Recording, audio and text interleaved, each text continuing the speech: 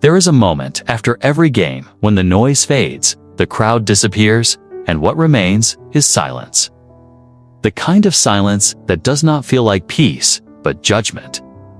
It settles over empty seats, clings to the locker room air, and lingers long after the final whistle.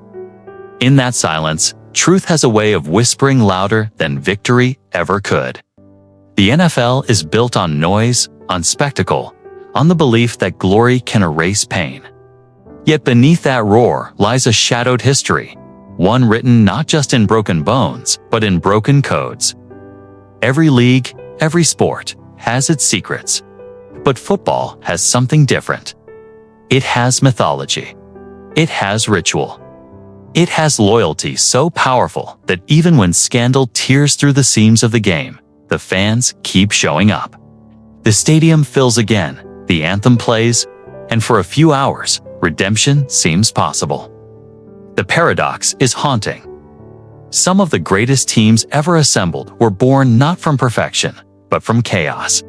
They played under investigation, under public scrutiny, under the weight of collective doubt, and still, somehow, they won.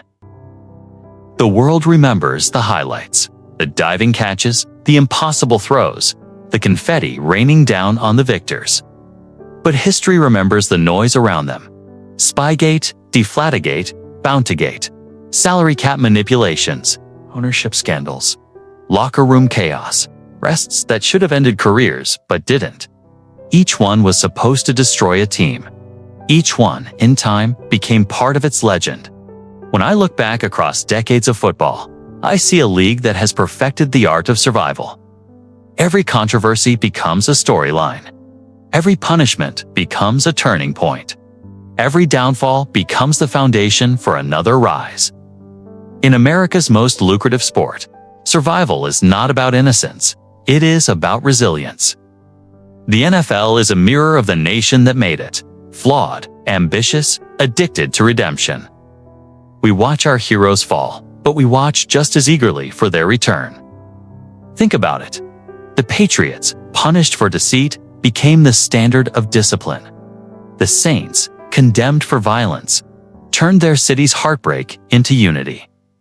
The Cowboys, mocked for chaos, transformed dysfunction into dynasty. The Ravens, shadowed by murder allegations, built their brand on defense and redemption. These teams did not just survive scandal. They absorbed it, reshaped it, and turned it into momentum. It is a cycle as old as the sport itself. Exposure, outrage, denial, recovery, victory, over and over again. There is something unsettling in how quickly we forgive when the scoreboard shines in our favor. We talk about character, about integrity, about doing things the right way, but in the end, what we celebrate is winning. The NFL has taught its fans, its players, even its owners, that success rewrites every story.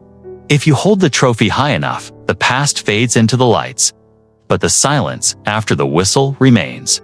It follows those who played through scandal, those who covered for teammates, those who looked the other way. It follows the coaches who justified their methods as strategy and the executives who calculated risk in terms of ratings and revenue. When the cheers fade, they are left alone with the truth that the league they serve is as much a machine for redemption as it is for performance. That every scandal that should have destroyed them instead became proof of how strong they were. I have seen this pattern repeat through every era. The 1970s Raiders, built on rebellion, made their rule-breaking identity into a brand. The 1990s Cowboys, drowning in excess, still raised 3 Lombardi trophies. The early 2000s Patriots, under constant suspicion, became the most successful dynasty in modern football.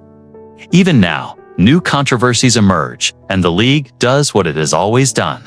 It absorbs the impact, studies the headlines, and keeps moving forward. The question that lingers is not whether these teams cheated or crossed lines. The real question is why we keep forgiving them. Why we celebrate redemption more than integrity. Why we equate resilience with morality. In a league obsessed with image, the greatest trick ever performed was convincing the public that winning equals virtue. Every fan has lived through it. The press conference after the scandal breaks. The owner's statement, the suspension handed down. The vow to learn, to grow, to be better. And then the next season begins. The same team, the same colors, the same crowd rising to its feet. It is a ritual of renewal that makes football feel almost religious. The sins are washed away not by confession, but by victory. There is something deeply human in that, and something deeply troubling. Because beneath the storylines and the scoreboards is a question about who we are as fans. Do we crave justice, or do we crave drama? Do we want our heroes to be clean, or do we need them to be flawed so we can see our own reflection in them? The NFL has built an empire on that tension. It thrives on contradiction. It sells morality while profiting from controversy. It condemns behavior in public while negotiating settlements in private. And somehow, through it all, the product never loses its shine. When a team survives scandal, it does not just rebuild its reputation. It redefines what survival means. It proves that image can be managed, narratives can be rewritten, and fans can be persuaded to believe again. That is the hidden economy of the NFL. The business of forgiveness. The ability to transform disgrace into marketing. Every crisis becomes a story of comeback. Every exposure becomes another reason to believe that the game is bigger than the individuals within it. That is the dark genius of football. Its history of scandal has not weakened it. It has made it stronger. It has created a mythology where redemption is not only possible, but expected. Where the fall is not the end of the story, but the middle act that makes the ending feel earned. It is a story structure that mirrors the very rhythm of the game itself. Setback, adjustment, drive, and victory. The system rewards not those who never fail, but those who know how to return after failure with a camera-ready smile and a new playbook. Sometimes I wonder what that silence after the whistle would sound like if it could speak. It might tell us that greatness is never pure. It might remind us that the teams we idolize are also corporations built to survive anything. It might whisper that behind every championship there is compromise, that behind every redemption there is a price. As this story unfolds, we will walk through the decades of scandals that shaped the NFL and the teams that refused to die because of them. We will see how the league learned to survive public outrage, how it mastered control of the narrative, and how it taught fans to equate perseverance with absolution. The truth is not found in the headlines or the punishments. It is found in the spaces between.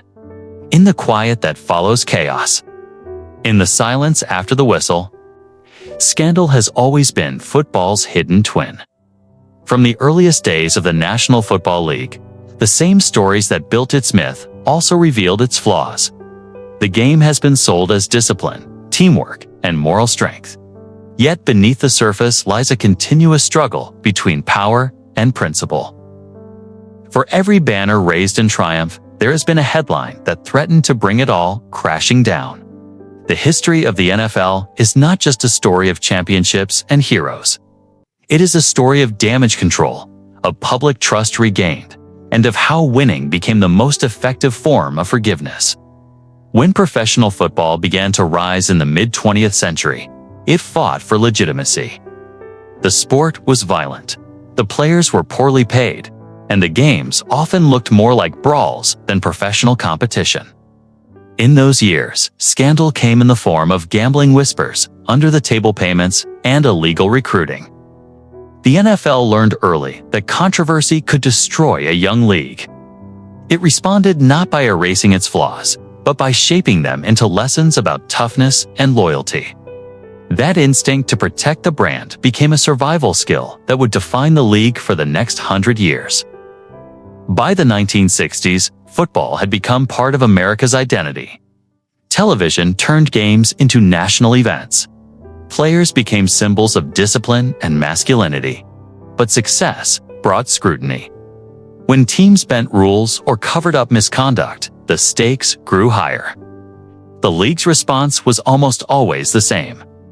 Contain the story. punish enough to appear righteous, then move forward. The result was a culture where scandal was never fatal. It was simply another phase in the life cycle of the game. Every decade brought its own version of the same pattern.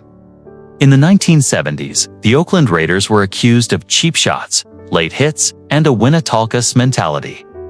The league fined them, the media attacked them, but the fans turned the criticism into pride. The Raiders became a symbol of defiance, and their victories only deepened the legend. In the 1980s, the San Francisco 49ers dealt with locker room tensions and off-field controversies that could have split their dynasty apart. Yet their coach turned the focus back to excellence and strategy.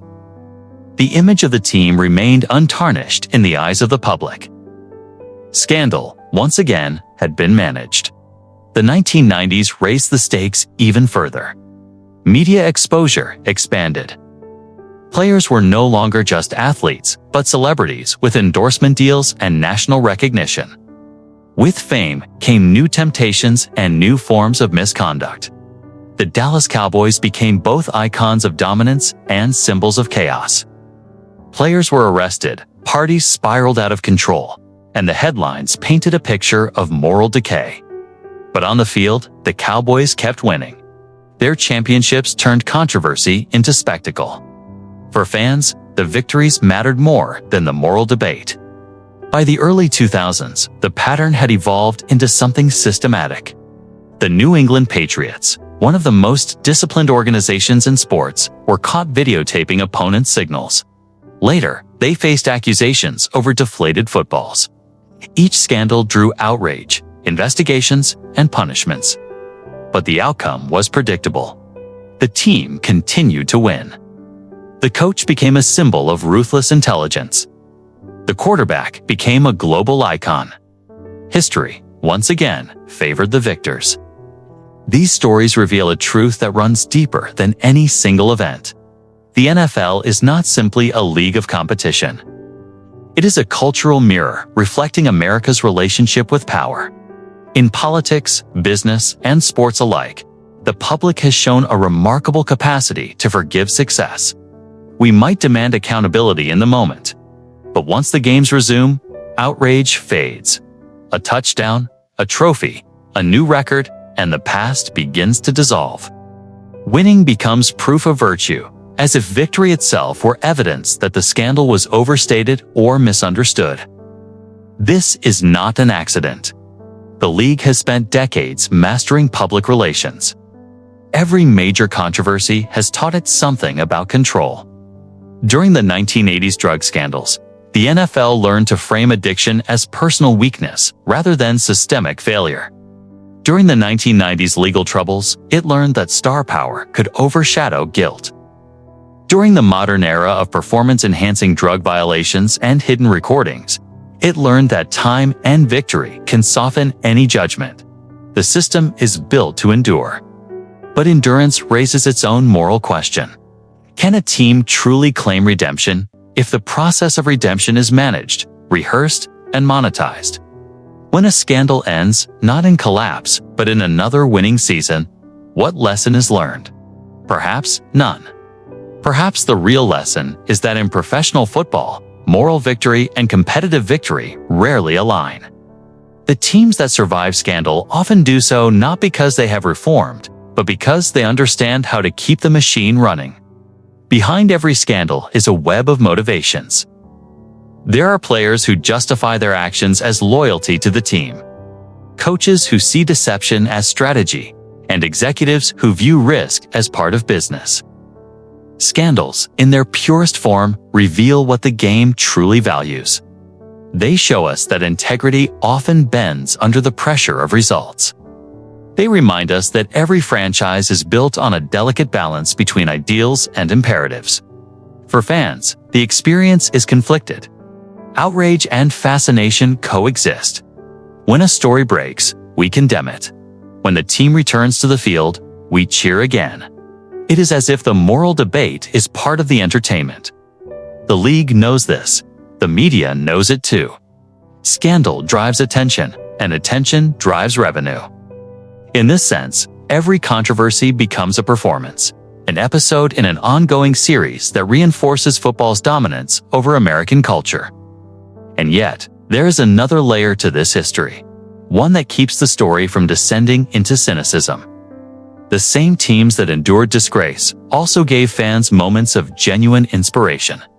They showed resilience under pressure, unity in the face of public doubt, and a capacity to transform criticism into drive. That complexity is what makes the NFL's scandals so fascinating. They are not just tales of wrongdoing, but of human endurance. They force us to confront the blurry line between redemption and rationalization. Throughout this documentary, we will explore 15 moments in which teams stood at the edge of collapse. Some faced internal corruption, others faced public outrage. A few were haunted by legal or moral crises that could have erased decades of progress. Yet all of them found a way to rebuild. The goal is not to excuse or condemn, but to understand. To examine how a sport built on ideals of honor continues to thrive despite its most damaging betrayals. The anatomy of scandal is not defined by the act itself. It is defined by the aftermath. How leaders respond, how fans react, how narratives are rewritten. In football, survival depends on more than talent. It depends on the ability to reshape truth. That is what makes these stories so compelling. They are about more than victories and defeats. They are about the endurance of image. This series will trace that endurance across generations. From the hard-nosed culture of the 1970s Raiders to the clinical dominance of the Patriots era. From the moral storms that surrounded the Cowboys and Saints to the redemption arcs of the Ravens and Eagles. Each story will reveal a different version of the same truth.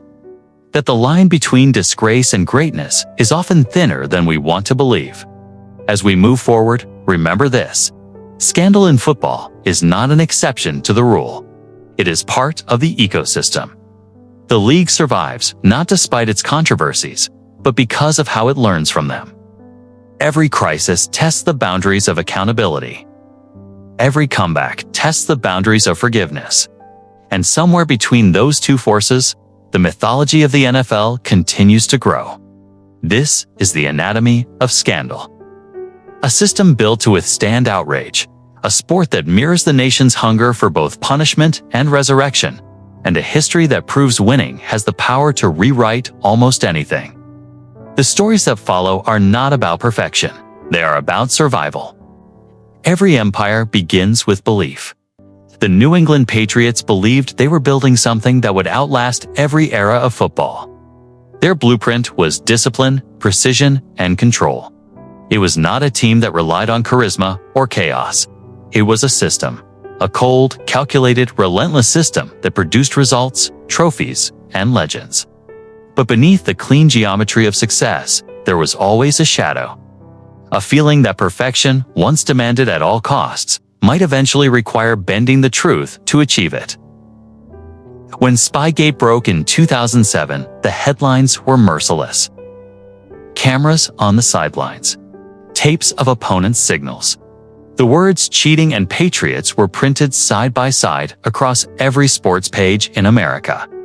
The dynasty that had been built on respect and dominance suddenly looked engineered by deception. Yet the Patriots never folded. Bill Belichick stood at the podium, stone-faced, refusing to give the story oxygen. The team closed ranks. Tom Brady brushed aside questions, and the locker room became a fortress. They served their punishment. They paid their fines, and they went back to winning. That reaction was not accidental. It was the foundation of what people began calling the Patriot Way, an unwritten code that prioritized results above all else. It meant ignoring the noise, silencing emotion, and performing with an almost mechanical precision. Players often described the environment as suffocating but effective. Every week was war, and excuses were treated like weakness. Belichick's mantra was simple: do your job. It sounded ordinary, but it became doctrine. The deeper truth was that the Patriots had created a culture that could survive scandal because it never needed public approval. They were not built to be loved. They were built to win. And in professional sports, That difference matters. When most organizations face controversy, they rely on fan sentiment and public goodwill to stay afloat. The Patriots built an identity that thrived on isolation. Suspicion from outsiders only reinforced their internal unity. The more they were hated, the stronger they became. Years later, when Deflategate erupted, it felt like déjà vu. The accusation was almost trivial compared to the reaction it caused. Footballs with less air than regulation required. But in the media storm that followed, the debate became moral rather than technical. It was not just about pressure in a football. It was about integrity, legacy, and trust. The NFL suspended Brady, fined the team, and stripped draft picks. Talk shows debated whether the Patriots' greatness had been an illusion. Yet, even under siege, the Patriots treated it like another opponent to outlast. Brady returned sharper than ever, leading one of the most dominant stretches of his career. The team responded with more championships, each one a statement that resilience mattered more than reputation. What critics saw as arrogance, the Patriots saw as survival instinct. They understood something the rest of the league did not. Scandal fades, winning endures. Their story reveals something unsettling about how America processes success and shame. The Patriots were punished, yes, but they were never destroyed. They adapted. They learned how to operate within and around the boundaries of perception. The NFL, too, learned something from them. Controversy sells. Outrage fills airtime. And dynasties, no matter how tainted, are good for business. Inside the organization, players spoke of the paradox with quiet pride. Many believed the outside world could never understand what it took to maintain dominance year after year. A defensive captain once said that the scandal made them closer because it reminded them that no one else would protect them. To him, the hostility from fans and commentators only validated their importance. They were no longer just athletes. They were symbols of defiance. For fans outside New England, however, the Patriots became a mirror, reflecting uncomfortable truths about sports culture. What do we really reward? A team breaks a rule but continues to produce excellence. Do we condemn them or secretly admire their effectiveness? The answer, for most, lies somewhere in the middle. The Patriots forced every viewer to question their own moral thresholds. Their dominance was not just about plays and strategies, it was about power. The ability to control narrative and tempo, both on and off the field. Even during suspensions and investigations, Belichick never broke character. He spoke in fragments. He withheld emotion. The mystery around his methods only made the mythology stronger. Opponents tried to imitate his discipline, but few could replicate the psychological armor that defined his teams. The organization's greatest trick was transforming controversy into fuel. Each scandal added a new layer of resolve. Every accusation became motivation. Over time, the Patriot Way evolved from a slogan into an ideology. It represented an entire philosophy of survival in the modern NFL.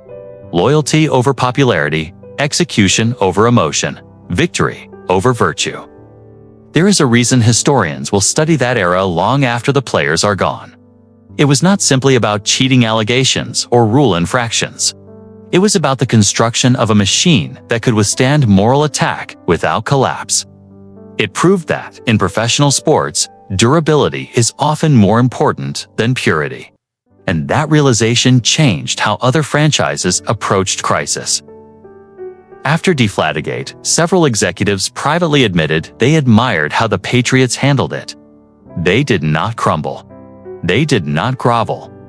They contained the damage, reclaimed control, and redirected focus to performance. It became a case study in crisis management, corporate discipline, and psychological warfare. The Patriots did not just outplay opponents, they outlasted outrage cycles. Their run from 2001 to 2019 remains one of the most polarizing in all of sports. 6 championships, 9 Super Bowl appearances, countless records, and a constant undercurrent of suspicion. But the truth is that the Patriots' legacy is not defined by innocence or guilt. It is defined by endurance. When the world accused them of betrayal, they chose silence. When the league penalized them, they chose precision. And when doubt filled every corner of conversation, they responded the only way they knew how: by winning again. The cost of that philosophy is harder to measure. Behind the trophies and confetti were men who lived under constant pressure to maintain an image of control. Mistakes were not forgiven. Weakness was not tolerated. Success came with isolation, and for some, that isolation became unbearable. Yet they continued, because for them, the Patriot way was not a motto, it was a shield. History will never fully agree on whether the Patriots were villains or visionaries. Perhaps they were both. What cannot be disputed is their impact. They redefined the boundaries between competition and conduct, proving that excellence in performance can coexist with ethical ambiguity. Their dynasty forced the NFL and its audience to confront a question that still lingers today. Can a team be both admired and condemned? Can greatness survive moral failure? The Patriot story suggests it can. And in doing so, they left behind a blueprint for survival that others would quietly study, even as they publicly condemned it. Their victories may not have cleansed their reputation, but they achieved something more powerful. They taught the world that, in the brutal ecosystem of professional football, survival itself is a form of victory. Every scandal tests the soul of a team, but few have forced an organization to confront its identity as brutally as Bountygate did to the New Orleans Saints. In 2012, when the story broke that Saints players and coaches were running a pay-for-pain system that rewarded hits leading to injuries, the NFL's image of post-Katrina heroism collided with something darker. The same franchise that had once united a wounded city under the banner of Who Dat was suddenly painted as an outlaw operation, accused of monetizing harm and defying the integrity of the game. The investigation revealed a network of bonuses paid to defensive players for knocking opponents out of games. It was not about tactical aggression or hard football. It was about deliberate damage. The NFL's response was swift and severe. Head coach Sean Payton was suspended for a full season. Defensive coordinator Greg Williams was banned indefinitely. General manager Mickey Loomis was suspended. The team was fined $500,000 and stripped of 2 draft picks. In the history of league discipline, it was one of the most punishing crackdowns ever seen. The nation's reaction was disbelief. The Saints had been a symbol of resilience after Hurricane Katrina.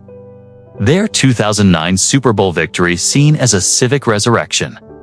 Drew Brees had become the face of hope and leadership. But in one news cycle, that story was rewritten. The same defense that fans had once called fierce and fearless was now labeled dirty and cruel. The emotional whiplash was severe. And in that moment, New Orleans seemed to lose both its innocence and its halo. Inside the organization, the impact was devastating. Sean Payton, the architect of the Saints' offensive brilliance, was forced into exile. The locker room was fractured between those who defended the culture and those who questioned it. Greg Williams' audio tapes, where he told players to target the head and take out the knees, became public. For the first time, the Saints were portrayed not as a team of destiny, but as a team of deception. Yet, something unexpected happened in the aftermath. Stripped of leadership, smeared by the media, and humiliated by the league, the Saints refused to collapse. The players who remained found strength in defiance. They embraced the role of the villain, turning shame into motivation.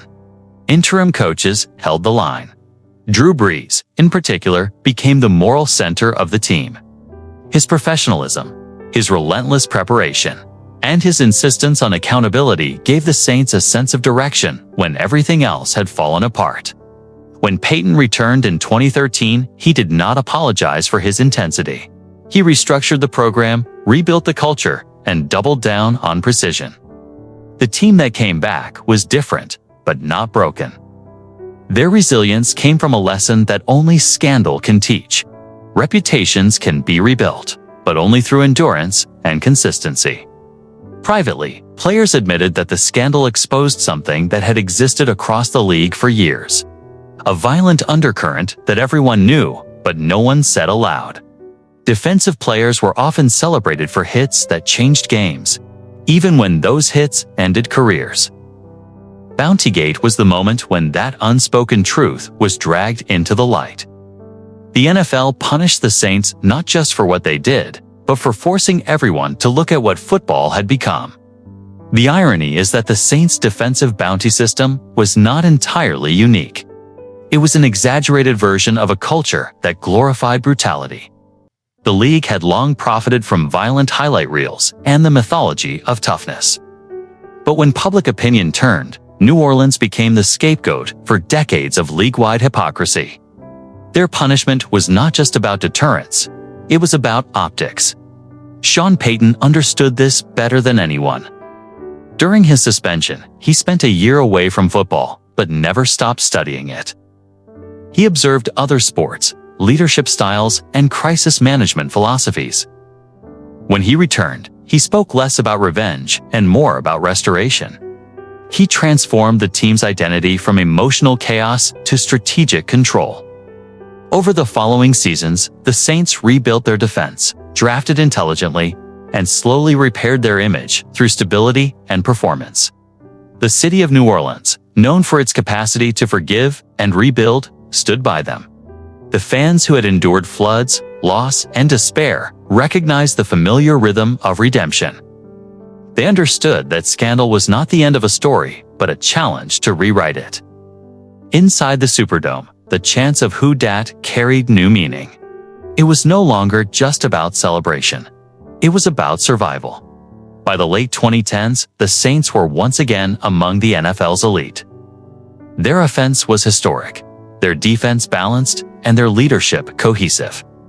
The Bountygate label still followed them in whispers, but the organization had done something few believed possible. They had outlasted the narrative. Their scandal became a chapter, not a definition. When asked years later what he learned from Bountygate, Sean Payton said, "Control what you can control, and own what you can't." It was a simple sentence that captured the entire philosophy of recovery. The Saints could not erase what had happened, but they could decide what would happen next. They replaced denial with discipline and guilt with growth. Drew Brees later reflected that the scandal taught him more about leadership than any championship ring ever could. It showed him how fragile reputation can be, how fast heroes can fall, and how much harder it is to rebuild trust than to build a team. But it also showed him that redemption is not given. It is earned, one season at a time. In a broader sense, Bountygate forced the entire NFL to evolve. It accelerated the league's focus on player safety, concussion protocols, and ethical boundaries around competition. It exposed the dangerous edge where aggression meets intent, and it reminded the sport that violence, once glorified, could no longer be sold without accountability. For the Saints, the path forward was not about reclaiming innocence, but embracing imperfection. They became an example of what happens when a team owns its mistakes and redefines itself through action, rather than apology. By the time Payton and Brees ended their run together, they had built one of the most consistent and respected programs in football. The stain of Bountygate never vanished, but it became part of a larger mosaic that defined the team's resilience. In the end, New Orleans did what great teams do. They absorbed the pain, endured the shame, and emerged with a deeper understanding of who they were. Their comeback was not cinematic or sudden. It was gradual, deliberate, and authentic. And that, perhaps, is the truest form of redemption. Because the Saints' legacy is not that they paid players to injure opponents. It is that they were confronted with their darkest truth, and instead of hiding, they rebuilt in full view of the world. Their scandal became their crucible.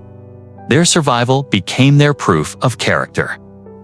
Some teams chase greatness through discipline. The Raiders chased it through defiance. From the moment Al Davis took control of the franchise in the 1960s, the Raiders became the league's black sheep. a team that refused to play by anyone's rules but its own. Their colors were black and silver, and their reputation matched. They were not built for perfection.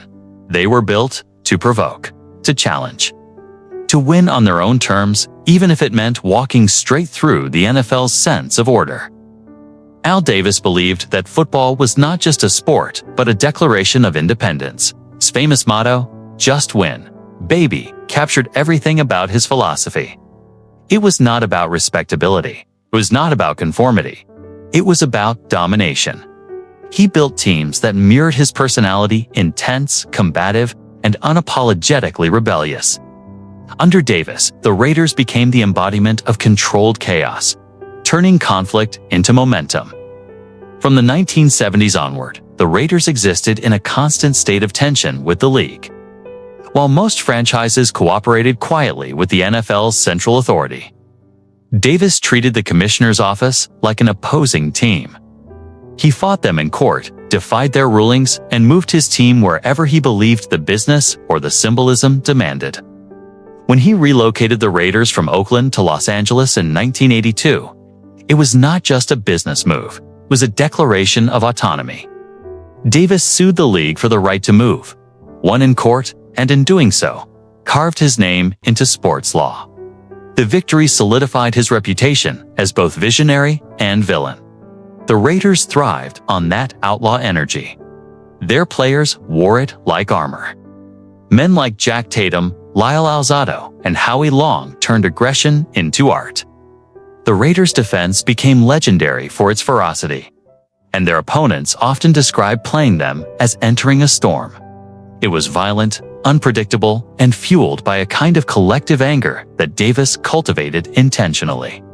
He recruited players who had been discarded or underestimated elsewhere. He gave them freedom, but demanded loyalty. For many, the Raiders were the last chance to prove themselves, and Davis knew how to weaponize that desperation. Scandal was never a side effect of the Raiders. It was part of their DNA. On and off the field, the team operated on the edge of chaos. Fines, suspensions, and altercations were constant. Yet through all of it, they won. 3 Super Bowl titles, countless playoff runs, and an enduring mythology that no amount of controversy could erase. The Raiders' success proved that image and order were not prerequisites for dominance. In fact, their lack of conformity made them stronger. When the NFL tried to discipline them, Davis saw opportunity. Every punishment became a story. Every accusation a headline that reinforced the Raiders' identity as the league's renegades. In a sport obsessed with control, they represented rebellion. Their fans adopted that spirit too. The Black Hole, as the Oakland crowd became known, turned game days into a theater of intimidation. Face paint, spikes, and skulls filled the stands. It was part celebration, part warning. The Raiders belonged to the outcasts, the uninvited, the defiant. Davis' feud with the league reached its height in the 1980s. He sued the NFL multiple times, challenged television contracts, and accused the league of monopolistic behavior. While other owners sought compromise, Davis thrived on confrontation. To him, every battle was a test of will. Even when his decisions alienated fans or cost the team stability, he refused to yield. The Raiders' moves from Oakland to Los Angeles and eventually back again symbolized that restless defiance. They were not bound by geography or politics. They belonged only to their own legend. The irony was that beneath the chaos, Davis was one of the most progressive minds in football. He hired the league's first Latino head coach, Tom Flores, and the first African-American head coach of the modern era, Art Shell. He valued inclusion not as a social gesture, but as a competitive advantage. He believed in giving opportunity to those who had been overlooked, and in doing so, he turned diversity into strength long before the rest of the league followed.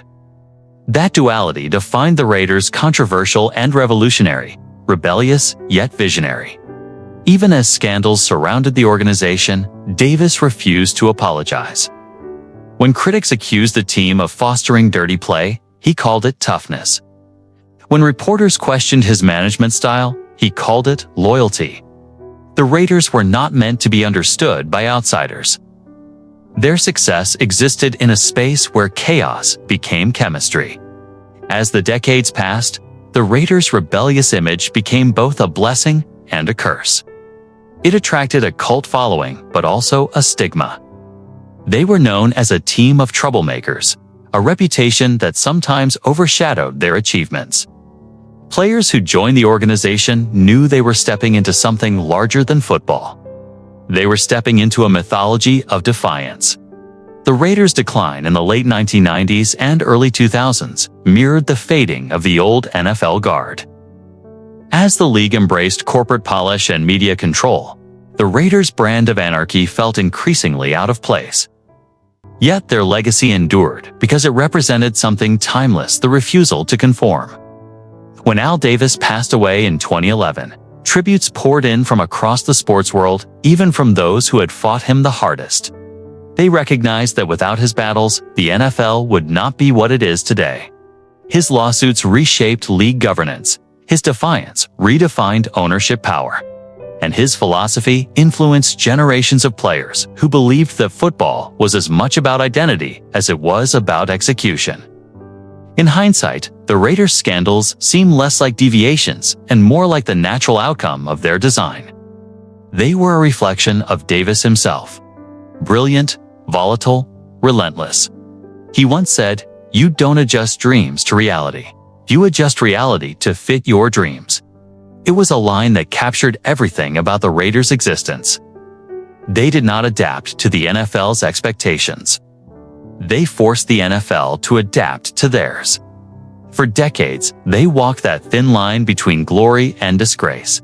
And in doing so, they built one of the most powerful brands in sports history. Even when their record faltered, their identity never did. They were the team that refused to kneel to authority. The embodiment of resistance wrapped in silver and black.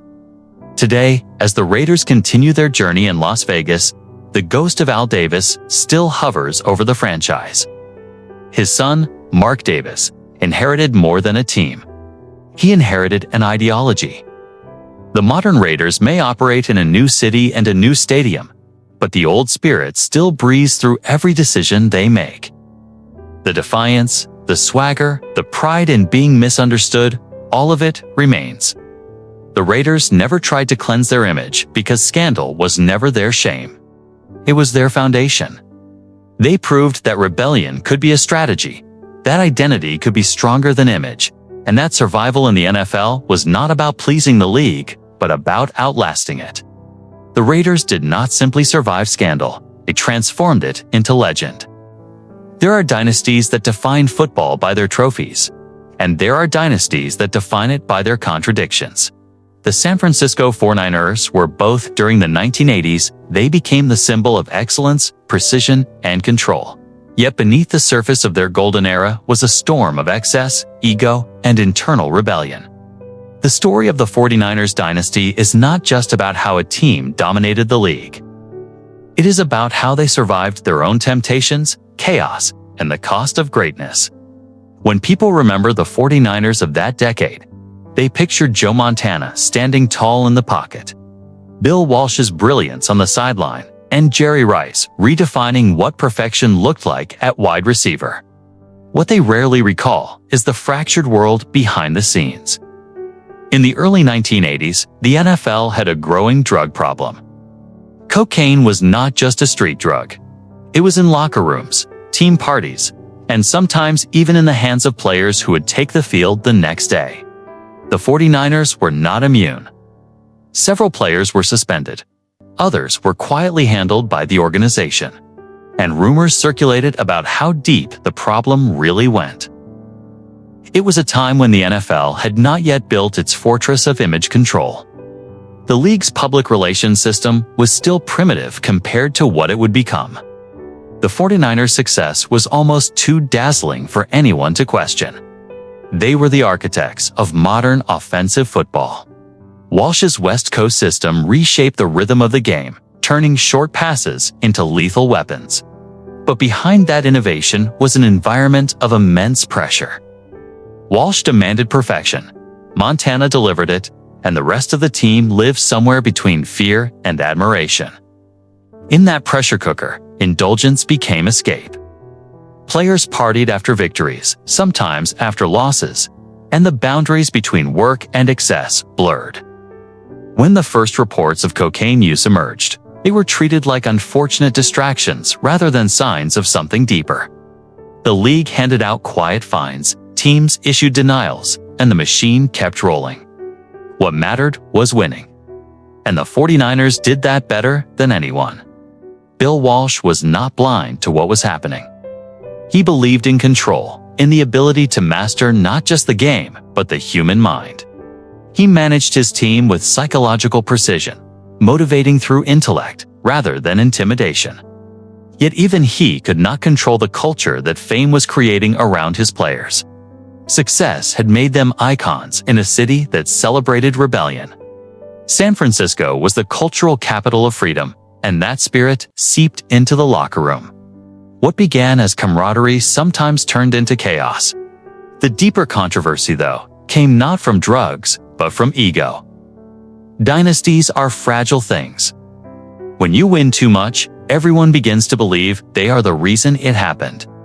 Montana was the calm center, but even he was not immune to the politics of power. Steve Young's arrival brought tension that would later define the 1990s. But even before that, there were divisions between offense and defense, veterans and newcomers, players and management. Walsh's brilliance demanded emotional cost. Some thrived under it. Others resented it. There were fights in practice, silent feuds in meetings, and growing resentment toward how the organization treated players once their usefulness ended. Several players spoke later about how winning did not feel like family. It felt like a corporation disguised as a brotherhood. The 49ers were not alone in that. But they became the template for a new kind of success, one that valued precision and order above emotion. In many ways, that was their greatest strength. It was also their quietest scandal. During those same years, the league began its long dance with image rehabilitation. The NFL wanted the 49ers to remain perfect because their perfection sold tickets. They were America's team of innovation, the brain-over-brawn story that contrasted with the chaos of franchises like the Raiders. Yet, behind closed doors, team executives were dealing with player behavior issues, substance concerns, and growing media leaks. Every dynasty has a moment when its control begins to fray. For San Francisco, that moment came when the locker room started to divide between the men who built the empire and the ones trying to inherit it. By the mid-1980s, cracks had begun to show. Walsh was exhausted. He had built something immortal, but felt trapped inside it. His players still revered him, but the emotional toll was immense. He once admitted that the hardest part of coaching was pretending to be in control when you felt everything slipping away. That confession captures the 49ers paradox perfectly. They were masters of precision, but their stability was an illusion sustained by genius and willpower. When Walsh stepped down in 1988, his legacy was secure, but his emotional health was not. His departure revealed how much strain the dynasty had placed on those inside it. Yet even in that moment of transition, the 49ers remained relentless. George Seifert took over, Montana continued his dominance, and the team won another Super Bowl. It seemed that nothing could disrupt them. The controversies faded as quickly as they appeared. Winning erased memory. That was the secret that would define so many teams in the NFL's modern era. But the culture of control came at a cost. Many former players later spoke about mental exhaustion, about living double lives. The professional face on Sunday, the private collapse on Monday. The 49ers had built a dynasty of discipline, but also of silence. You did not talk about what happened behind those doors. You simply performed. And if you could no longer perform, the machine moved on without you. Looking back, what makes the 49ers story haunting is not the scandals themselves, but how completely they managed to absorb them. Other teams broke under the weight of controversy. San Francisco turned it into armor. They were the blueprint for how to survive scandal without appearing to flinch. They created a model of professional excellence that demanded human sacrifice, yet it worked. They rebuilt again and again, as if nothing could touch them. And in a way, nothing did. Their story is a reminder that the NFL is not just a league of competition, it is a league of illusion. The 49ers mastered both. Beneath the glamour of their dynasty was a simple truth. Control is the most seductive drug in football. And the men who hold it are often the most addicted of all. There has never been another NFL team that embodied both triumph and turmoil like the 1990s Dallas Cowboys. They were the face of America's game and the symbol of everything wild about success. They partied harder, fought louder, and won more decisively than anyone else in their time. For a few years, they were unstoppable. But their reign was built on chaos, temptation, and an unshakable belief that they could survive anything. And somehow, they did.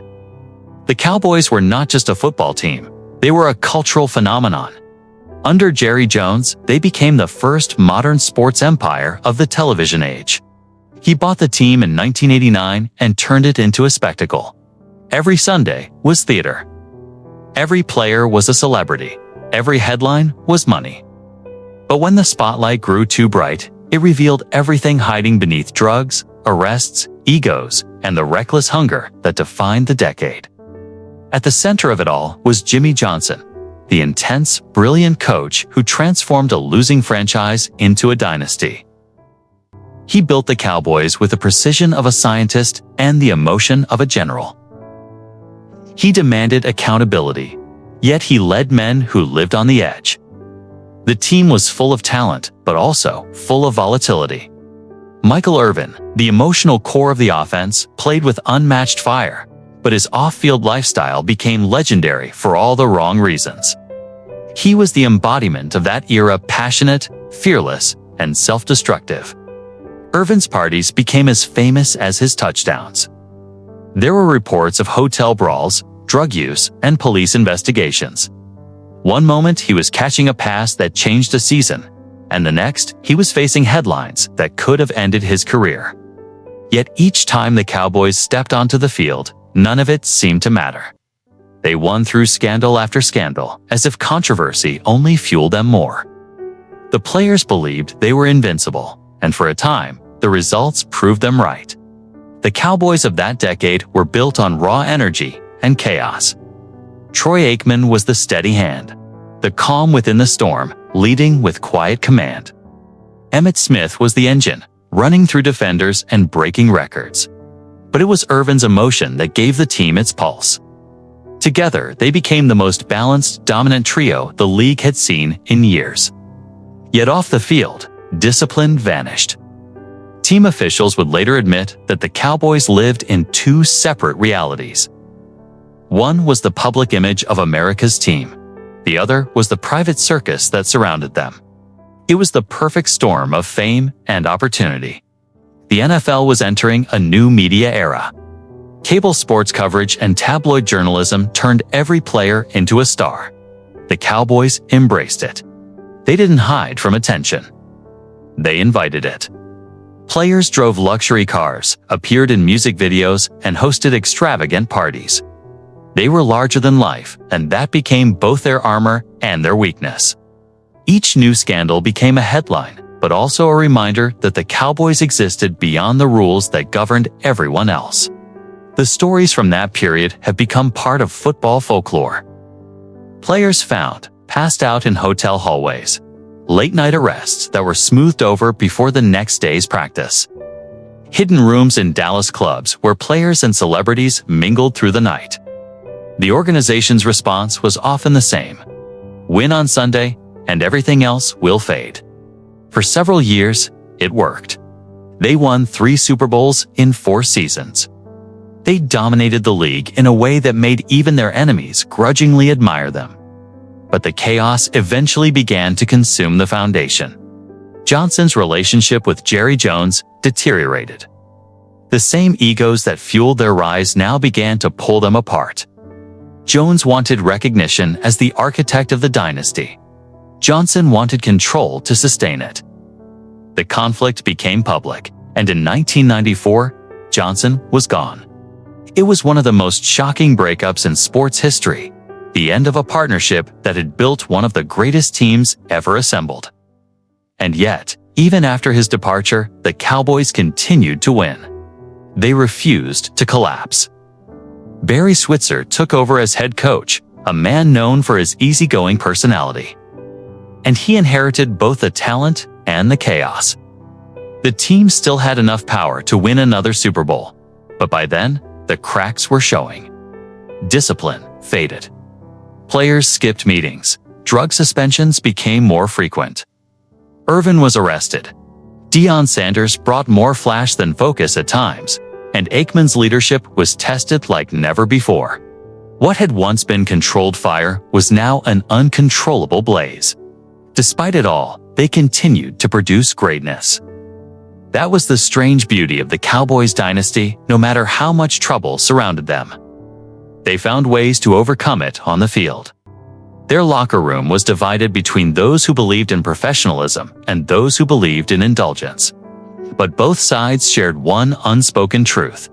As long as they won, nothing else mattered. Looking back, the Cowboys of the 1990s represent the intersection of success and self-destruction. They were the most talented team in the league and perhaps the most reckless. They blurred the line between sport and spectacle. Their scandals did not destroy them. They made them immortal. The public could not look away. Every downfall only made the next victory more dramatic. They were living proof that in the NFL, redemption is not earned through silence, but through scoreboard dominance. When the dynasty finally began to fade, it was not because of one scandal or one failure. It was fatigue. The same hunger that built their empire had eaten it from within. By the late 1990s, the arrests, the headlines, and the internal conflicts had taken their toll. Players aged, tempers cooled, and the machine that once ran on pure adrenaline started to slow.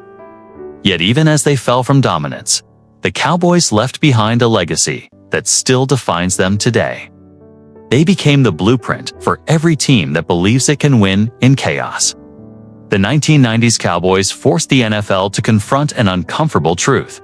Greatness often comes wrapped in imperfection. The league could not deny their success, even as it tried to downplay their scandals. Fans continued to fill stadiums, networks continued to broadcast their games, and sponsors never truly turned away. In the end, the Cowboys showed that survival in professional football is not about avoiding controversy.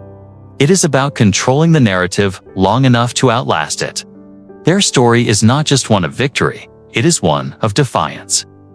They were proof that winning could silence almost any storm, but it came at a price. For some, the fame faded faster than the memories. For others, the physical and emotional damage lasted a lifetime. Yet, when the lights came on every Sunday, they delivered something unforgettable. They were the embodiment of excess, the symbol of the American dream at full throttle, and the cautionary tale of what happens when that dream becomes too real. The Cowboys did not just survive their scandals. They redefined what survival meant.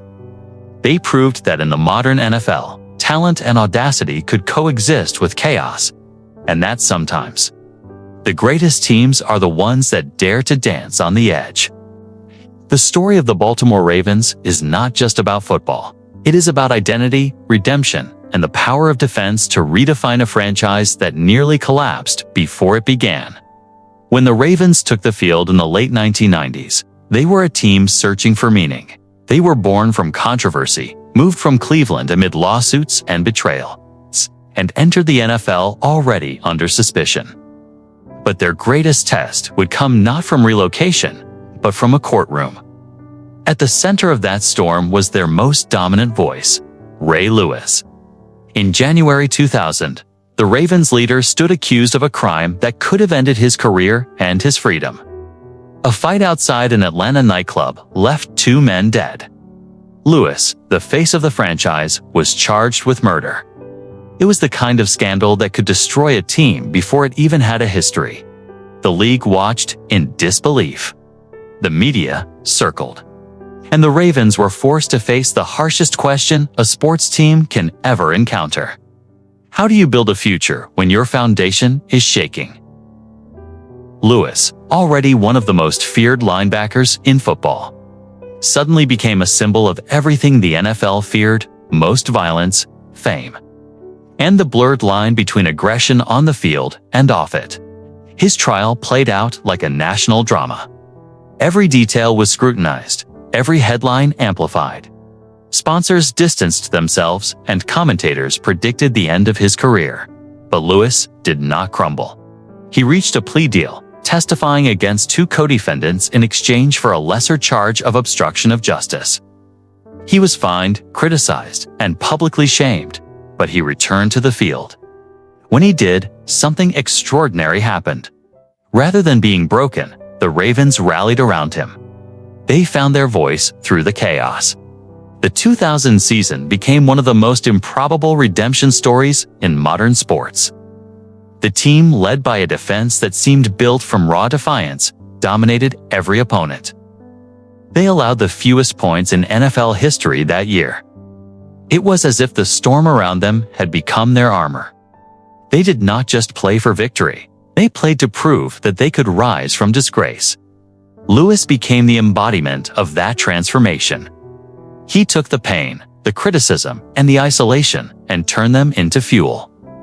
His pre-game speeches became legend, not because of theatrics, but because they carried the weight of someone who had stood on the edge and returned. His voice became a rallying cry for second chances.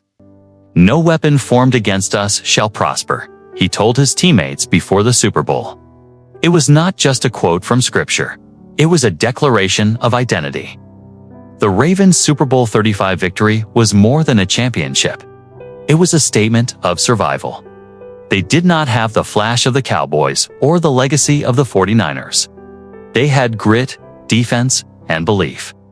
In that moment, Baltimore became a city of redemption, and Ray Lewis became its redeemer.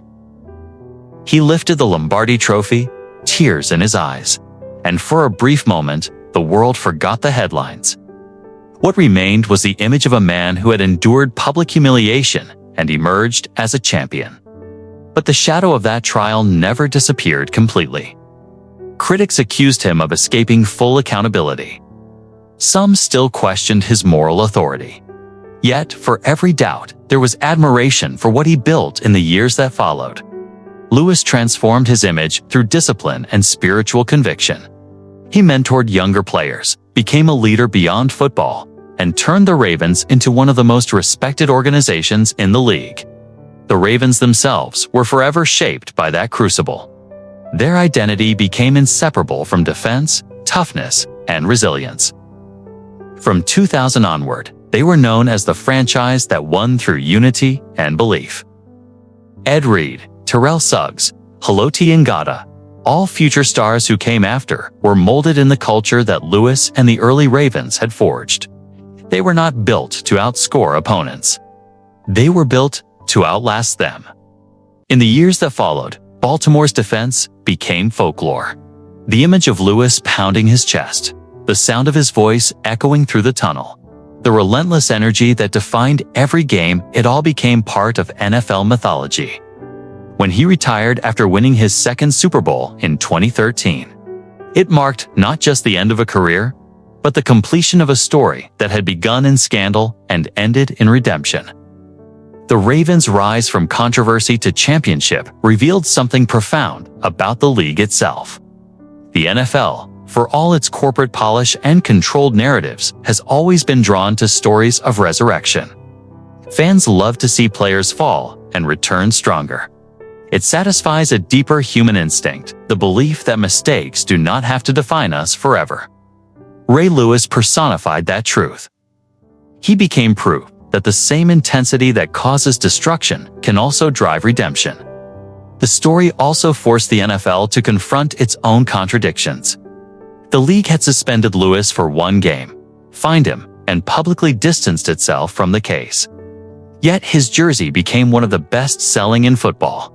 He was awarded Super Bowl MVP and later named to multiple Pro Bowls. His speeches were broadcast on national television. He was both a reminder of the league's darkest flaws and its most powerful illusions of recovery. Ray Lewis's journey cannot be simplified.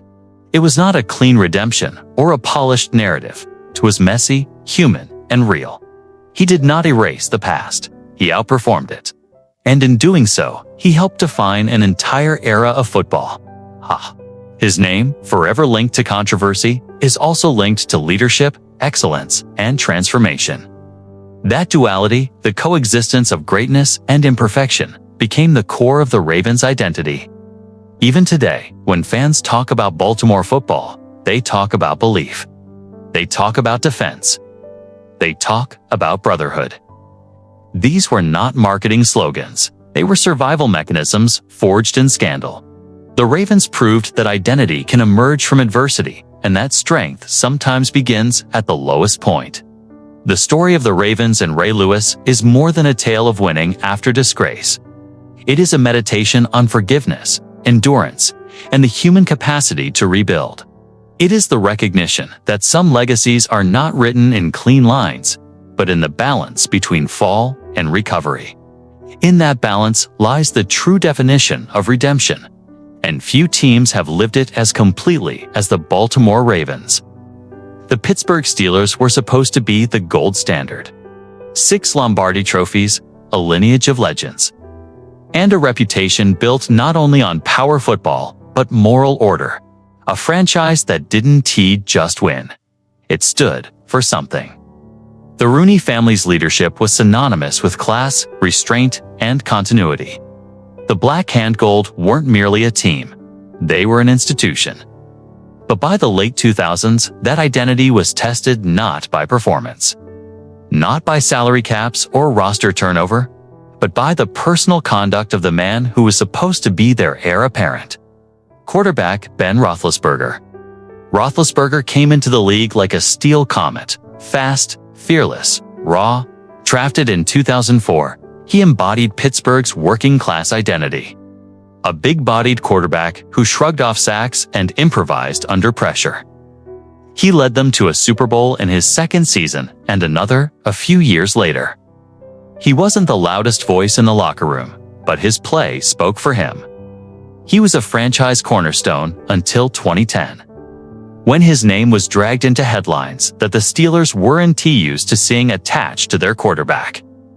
That year, a woman in Georgia accused Roethlisberger of sexual assault in a nightclub bathroom. It was the second such allegation in 2 years. No criminal charges were filed, but the details were grim witness statements, surveillance footage, and conflicting testimonies that painted a picture of power, privilege, and blurred lines. For a franchise that prided itself on order and restraint, this wasn't just a scandal. It was a crisis of identity. The Steelers had seen controversy before. They'd had players suspended, fined, even arrested. But this was different. This was their leader, the face of the franchise, being accused of something far darker than a bar fight or substance violation. And for the first time, the Rooney family was forced to make a choice between legacy and loyalty. Behind closed doors, the atmosphere at Steelers headquarters was tense. Mike Tomlin, still a young head coach then, faced the unenviable task of defending his quarterback while maintaining the team's moral tone. The Rooneys issued carefully worded statements. Roethlisberger was suspended 6 games by the NFL, later reduced to 4 for good behavior. But the damage had been done. Sponsors pulled back. Jerseys stopped selling. Fans who'd once idolized Big Ben now called talk shows demanding his trade. In that moment, Pittsburgh's famed steel curtain wasn't just a defensive metaphor. It was a public relations necessity. The organization tightened internal discipline, shielded the locker room from media, adopted a mantra that bordered on militant silence. Inside the team, veterans like Hines Ward and Troy Polamalu were tasked with reinforcing unity to make sure the scandal didn't fracture what had been one of the most stable locker rooms in sports. Roethlisberger's return was not greeted with cheers. Some teammates reportedly kept their distance. His public apology brief, emotionless, carefully rehearsed, did little to quell public outrage. Yet, week by week, as the Steelers won games, the narrative began to shift. The NFL, after all, has always been a machine of redemption, provided one keeps producing results. By the end of the 2010 season, Roethlisberger had led the Steelers back to the Super Bowl. The storyline quietly transformed from scandal to salvation. But beneath that apparent redemption was something else, a recalibration of image. The Steelers learned to manage controversy with precision. Public statements were brief and unified. Players were instructed on how to handle reporters. The organization embraced charity events and community appearances, presenting Roethlisberger as a man working to rebuild trust. The Steelers had effectively industrialized forgiveness, a strategic model later mirrored by other franchises dealing with their own player scandals. Still, something about the franchise changed. The purity of the old Steelers, the Chuck Noll era, the Mean Joe Green era, had been replaced by a more modern pragmatism. Discipline was no longer about avoiding controversy. It was about controlling it. The team's internal code evolved from moral absolutism to brand management. The fans, too, underwent a quiet transformation. In Pittsburgh, loyalty runs deep. For many, Roethlisberger's on-field heroics were enough to outweigh his off-field baggage. For others, it was a bitter pill, an unspoken compromise between conscience and competition. Sports radio hosts debated whether the team's moral high ground was gone forever, or if winning, as always, had simply buried the question. By 2015, Roethlisberger had rebuilt much of his reputation. The Steelers remained contenders. The controversies faded into Wikipedia footnotes. The kind fans only revisit during documentaries or online retrospectives.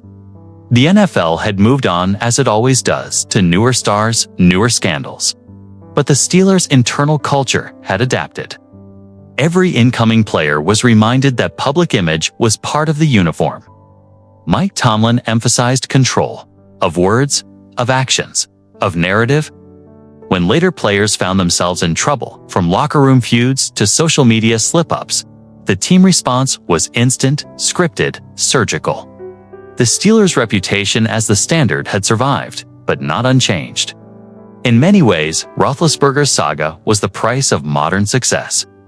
The NFL had become too big, too scrutinized, too televised for any team to live by old moral codes.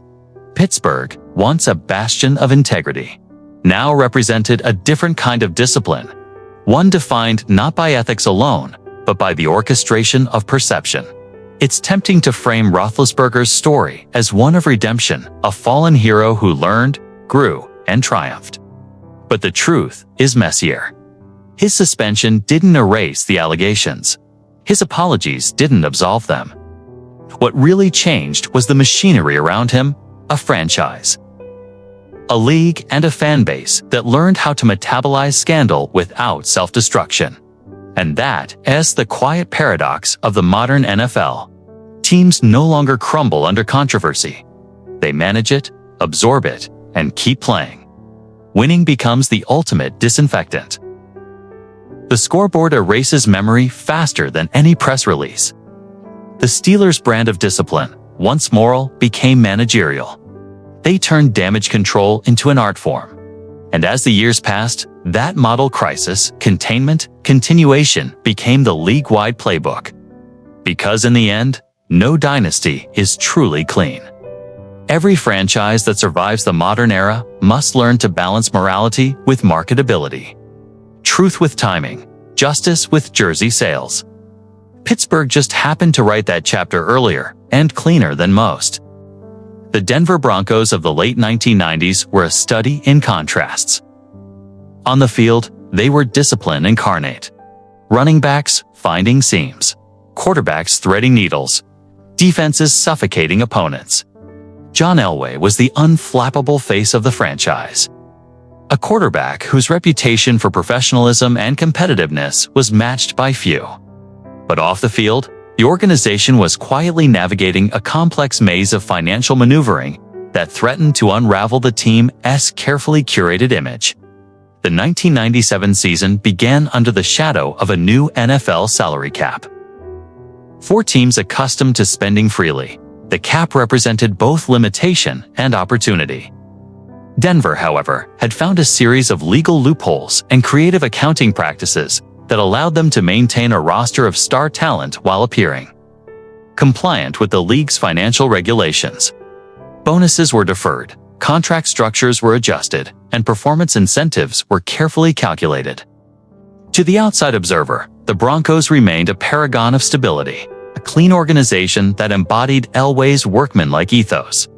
Inside the organization, however, there was tension. Front office executives juggled contracts with a precision that rivaled any play call on the field. Every signing, every trade, every restructuring carried the weight of potential scandal. If the league had investigated, the Broncos could have faced fines, sanctions, or even a loss of draft picks. Yet the team's leadership, from coach Mike Shanahan to general manager John Vick, insisted on discretion and secrecy. They built their success not on spectacle, but on silent calculation. Elway himself was aware of the balancing act. He had always been the ultimate professional, a player whose focus rarely wavered. But he also understood the hidden pressures of running a championship-caliber team in a league increasingly obsessed with parity and compliance. He was expected not only to perform, but to embody the franchise's reputation. Any misstep, however minor, could reflect on the team's integrity. And for Denver, integrity was its most valuable public currency. The Broncos' 1997 campaign became a masterclass in both football and management. On the field, they dominated opponents through a combination of balanced offense and opportunistic defense. Terrell Davis emerged as the engine of the team, pounding defenses into submission and earning accolades that would eventually secure him a place in history. Elway orchestrated late-game drives with calm authority, while Shannon Sharpe exploited mismatches with precision. Every victory reinforced the narrative of the Broncos as a clean, disciplined organization. Off the field, the quiet manipulation of contracts remained invisible to fans and the media. League executives were aware of the sophisticated structuring, but chose not to intervene publicly. There was an unspoken understanding that Denver had achieved excellence without overtly breaking the rules. In a league increasingly sensitive to image, the Broncos maintained one of the NFL's cleanest reputations while engaging in strategies that, if exposed, could have invited criticism. The line between ethical ingenuity and covert manipulation was thin, yet the team walked it with remarkable precision. The 1998 season reinforced Denver's duality. The team repeated as AFC champions and returned to the Super Bowl, this time defeating the Atlanta Falcons with authority. Elway, Davis, and the supporting cast achieved a balance that most teams could only aspire to, combining veteran leadership with youthful talent. Behind the scenes, front office negotiations continued to leverage the same financial sophistication that had allowed the Broncos to compete at the highest level, while ostensibly adhering to league rules. Every adjustment was calculated, every bonus deferred, every clause written to protect both player and franchise. What stands out about the Broncos era is not simply the winning record or the Super Bowl titles. It is the tension between public perception and private reality. To the average fan, Denver was the model franchise, ethical, disciplined, and untainted. To those who understood the intricacies of NFL contract law, Denver represented the cutting edge of organizational strategy, pushing boundaries while avoiding sanction. The team survived scrutiny not through spectacle or defiance, but through silence, foresight, and meticulous internal control. The players themselves were largely insulated from controversy. Elway remained above reproach, his professionalism shielding him from both scandal and speculation. Davis, Sharpe, and other stars focused on execution, trusting that the organization's calculations would allow them to compete without distraction. The result was a harmonious yet fragile system where one misstep could ripple across the franchise, and yet it never did. Denver remained untainted in the public eye, proving that scandal could be survived not only by resilience, but by discretion and shrewd management. The Broncos' success during this period became a blueprint for future teams seeking to balance compliance with competitiveness. The lessons were subtle but profound. Winning does not require perfection. It requires foresight. Survival in the modern NFL demands an understanding of both human and institutional behavior. A team must protect its image while maximizing its potential. A task that requires intelligence, patience, and sometimes morally ambiguous decisions executed behind closed doors. Looking back, the 1997 and 1998 Broncos were more than champions on the field. They were architects of a strategy that allowed a team to prosper amid an increasingly regulated environment. They demonstrated that survival is often invisible, that the quiet maneuvers in boardrooms and contract offices can be as decisive as touchdowns and sacks. For Denver, scandal was not a public spectacle, but a private challenge, a test of how far a team could push within the rules without collapsing under scrutiny. In many ways, the Broncos story illustrates the paradox of the NFL. Teams are expected to be paragons of virtue and professionalism. Yet they operate in a high-stakes world where competitive advantage demands ingenuity, secrecy, and risk. The Broncos survived the tension between ethical expectation and practical necessity, merging as champions in a league that increasingly rewards not only athletic excellence, but organizational acumen. Their legacy is a testament to precision, discipline, and the quiet art of survival. The story of Michael Vick is one of the most complex, compelling, and polarizing in modern NFL history. A prodigy in Atlanta, Vick's athletic gifts were so profound that he seemed to redefine the quarterback position. His speed, arm strength, and improvisational genius turned ordinary games into cinematic spectacles. Yet, beneath the brilliance lay a darkness that would eventually engulf him, his team, and the league itself. By 2007, Vick had become a national villain. Dogfighting charges, federal investigations, and prison time had shattered his image, and yet, the next chapter would come not from avoidance, but from reinvention.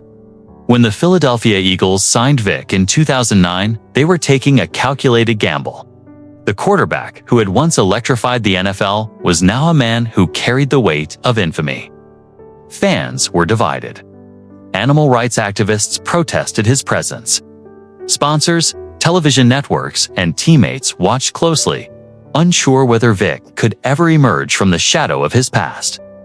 For the Eagles, this was a test of both judgment and institutional identity. Could a franchise embrace a player steeped in scandal and still maintain its own integrity? Andy Reid, the Eagles' head coach at the time, understood the challenge. He believed in structure, discipline, and mentorship. Vick would not be allowed to simply resume life as if nothing had happened. The team imposed rigorous off-field requirements, community service, public appearances to educate on animal welfare, mentorship programs for youth, and strict adherence to conduct policies. Vick accepted these terms, recognizing that survival in Philadelphia demanded more than talent. It demanded transformation. The redemption arc began slowly, methodically. Vick returned to the field with humility, a new level of self-awareness, and a fire that was different from his earlier reckless exuberance. His athleticism remained extraordinary, but it was now paired with a deliberate, almost spiritual focus. He studied film with unprecedented diligence. He conditioned his body not just to sprint past defenders, but to endure scrutiny, pressure, and expectation. Every throw, every decision, every practice was measured against the backdrop of a tarnished reputation he could no longer ignore. In 2010, the Eagles unveiled the fruits of their gamble. Vick delivered one of the most electrifying seasons in NFL history, shattering records for quarterback rushing yards while guiding the offense to the playoffs. Yet what made the season remarkable was not just the statistics. It was the narrative, a man who had fallen further than most could imagine. Stepping back into public life, disciplined, accountable, and remarkably self-aware. The Eagles did not just win games, they managed the rebuilding of a human soul in real time. The team and city embraced Vick's story with a mixture of skepticism and awe. Philadelphia, known for passionate fans who demand both performance and character, offered Vick a second chance. They imposed accountability while allowing room for growth. Local charities, schools, and youth programs bore witness to his transformation. Vick spoke openly about his mistakes, about the consequences of his actions, and about the work required to regain trust. Each game became a testament not just to his talent, but to the city's willingness to support redemption when it was earned through effort and humility. Yet the shadow of Vick's past never fully disappeared. Every misstep, every offhand remark was amplified. Sports talk radio dissected his motives. Headlines reminded the public of his time in prison. The Eagles were constantly walking a tightrope, balancing competitive success with moral responsibility. The franchise learned that the NFL no longer just evaluated wins and losses. Teams were now also judged by their capacity to rehabilitate talent, manage public perception, and reconcile athletic brilliance with personal accountability. What emerges from the Vick Eagles story is a profound lesson in survival through transformation. The franchise could have rejected him outright, choosing safety over risk, morality over potential. Instead, they embraced complexity. They acknowledged the human capacity for failure and sought to shape it into something productive. The Eagles model was not blind forgiveness, to a structured accountability, relentless mentorship, and a calculated willingness to trust that performance, coupled with reform, could redefine a legacy. Michael Vick himself became a living case study in human resilience. His performance on the field was extraordinary, but the off-field narrative defined him just as much. His engagement in community programs, his transparency in interviews, and his visible efforts to educate younger athletes about consequences all contributed to a slow, painstaking reclamation of character. Redemption, it turned out, was not a single moment of forgiveness. It was a prolonged process, requiring daily effort, reflection, and public acknowledgement of prior mistakes. The Eagles' gamble paid off on multiple fronts.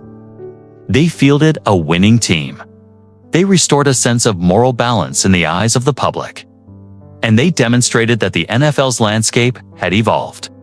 Survival and success no longer depended solely on athletic ability or tactical excellence.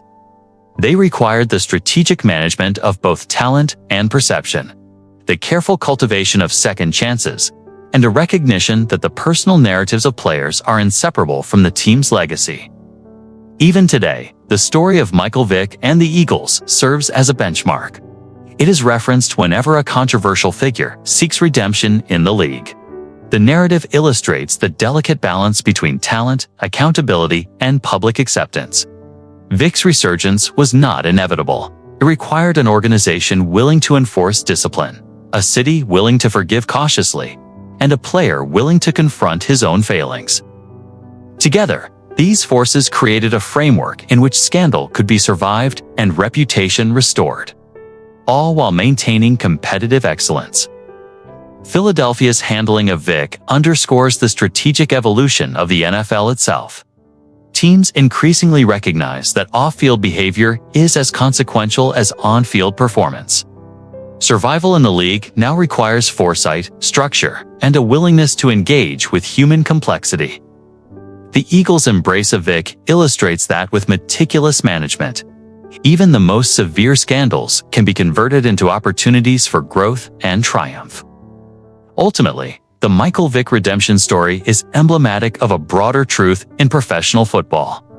Teams that survive scandal do so not by ignoring wrongdoing, but by confronting it directly, imposing accountability, and guiding talent toward meaningful transformation.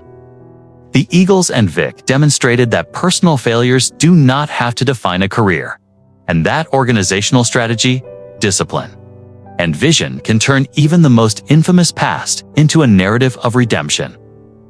In the end, Vick's journey with Philadelphia was more than football. It was a lesson in resilience, a testament to the power of second chances, and a demonstration of how a franchise can navigate moral complexity while achieving competitive success. The Eagles did not merely win games, they rewrote a legacy, showing that survival in the NFL can be measured as much by the recovery of character as by the scoreboard. The Seattle Seahawks' rise to dominance in the early 2010s was meteoric, defined by speed, aggression, and an identity that became instantly recognizable across the league. The Legion of Boom, Richard Sherman, Earl Thomas, Chancellor, and others, created a defensive fortress unmatched in recent memory. Their hits were brutal, precise, and often career-altering for opponents. Fans reveled in the dominance. Analysts marveled at the coordination and athleticism. But behind the roar of the crowd and the flash of media highlights a quieter, more insidious story hovered: the league's growing scrutiny over performance-enhancing drugs, or PEZ, and the questions it raised about how far athletes would go to maintain the edge necessary for sustained excellence. The Seahawks were not immune to this shadow. By the mid-2010s, the NFL had intensified its testing protocols. Players who had once been able to quietly experiment with supplements and medications now faced a regulatory gaze that was both pervasive and exacting. Within Seattle, whispers circulated. Reports of unusual training regimens, rapid recovery times, and sudden spikes in performance metrics fueled speculation. Though no star player was formally sanctioned during the Legion of Boom era, the environment of suspicion was palpable. The defensive juggernaut had to perform at a level so consistently elite that it seemed almost superhuman, and questions followed almost immediately. At the heart of the narrative was a paradox. The Seahawks' defensive supremacy was lauded publicly, yet it invited intense scrutiny privately. Coaches, trainers, and medical staff were pushed to justify every regimen, every recovery technique, every supplement administered to players. Even Richard Sherman, the outspoken cornerback whose on-field bravado drew constant attention, spoke about the physical toll the game demanded. "We're running faster, hitting harder, and playing longer than anyone ever has before. The only way to survive is to push every boundary." His words were never admissions of wrongdoing, but they illustrated the relentless pursuit of advantage that defined elite teams. The scrutiny intensified during the Seahawks Super Bowl 48 run, dominating the Denver Broncos 43-8. The team's performance left critics and fans alike questioning whether such levels of athletic excellence were sustainable without some form of chemical assistance. Media narratives wove together speculation and admiration, creating a tense backdrop in which the team's internal culture had to operate. The Seahawks were forced to balance transparency with protection. They had to show adherence to league rules while maintaining the competitive advantage that had made them champions. This balancing act extended beyond drugs or supplements. The Seahawks cultivated a culture of intensity and discipline that reinforced performance boundaries without officially crossing them. Training camps became exercises in mental and physical endurance. Every hit, sprint, and drill was designed to replicate game conditions. Sleep schedules, nutrition, and recovery protocols were meticulously monitored. The result was a team that appeared superhuman, yet technically compliant. The genius of Seattle's dominance lay not in illicit shortcuts, but in maximizing legitimate resources while operating under a microscope of suspicion. Even so, the presence of pet allegations shaped public perception. Analysts frequently raised questions about long-term sustainability, citing the physical wear and tear on players like Chancellor and Thomas. The league's independent testing reports became a quiet narrative undercurrent, a reminder that excellence in the modern NFL often borders on the unbelievable. Fans debated whether the Seahawks' achievements should be measured solely on victories, or whether the specter of chemical enhancement diminished their accomplishments. The tension between admiration and skepticism became part of the team's enduring legacy. At the same time, the Seahawks navigated internal pressures with remarkable discipline. Players were instructed on compliance, educated on substances, and monitored carefully to avoid violations. Coaches emphasized accountability and collective responsibility.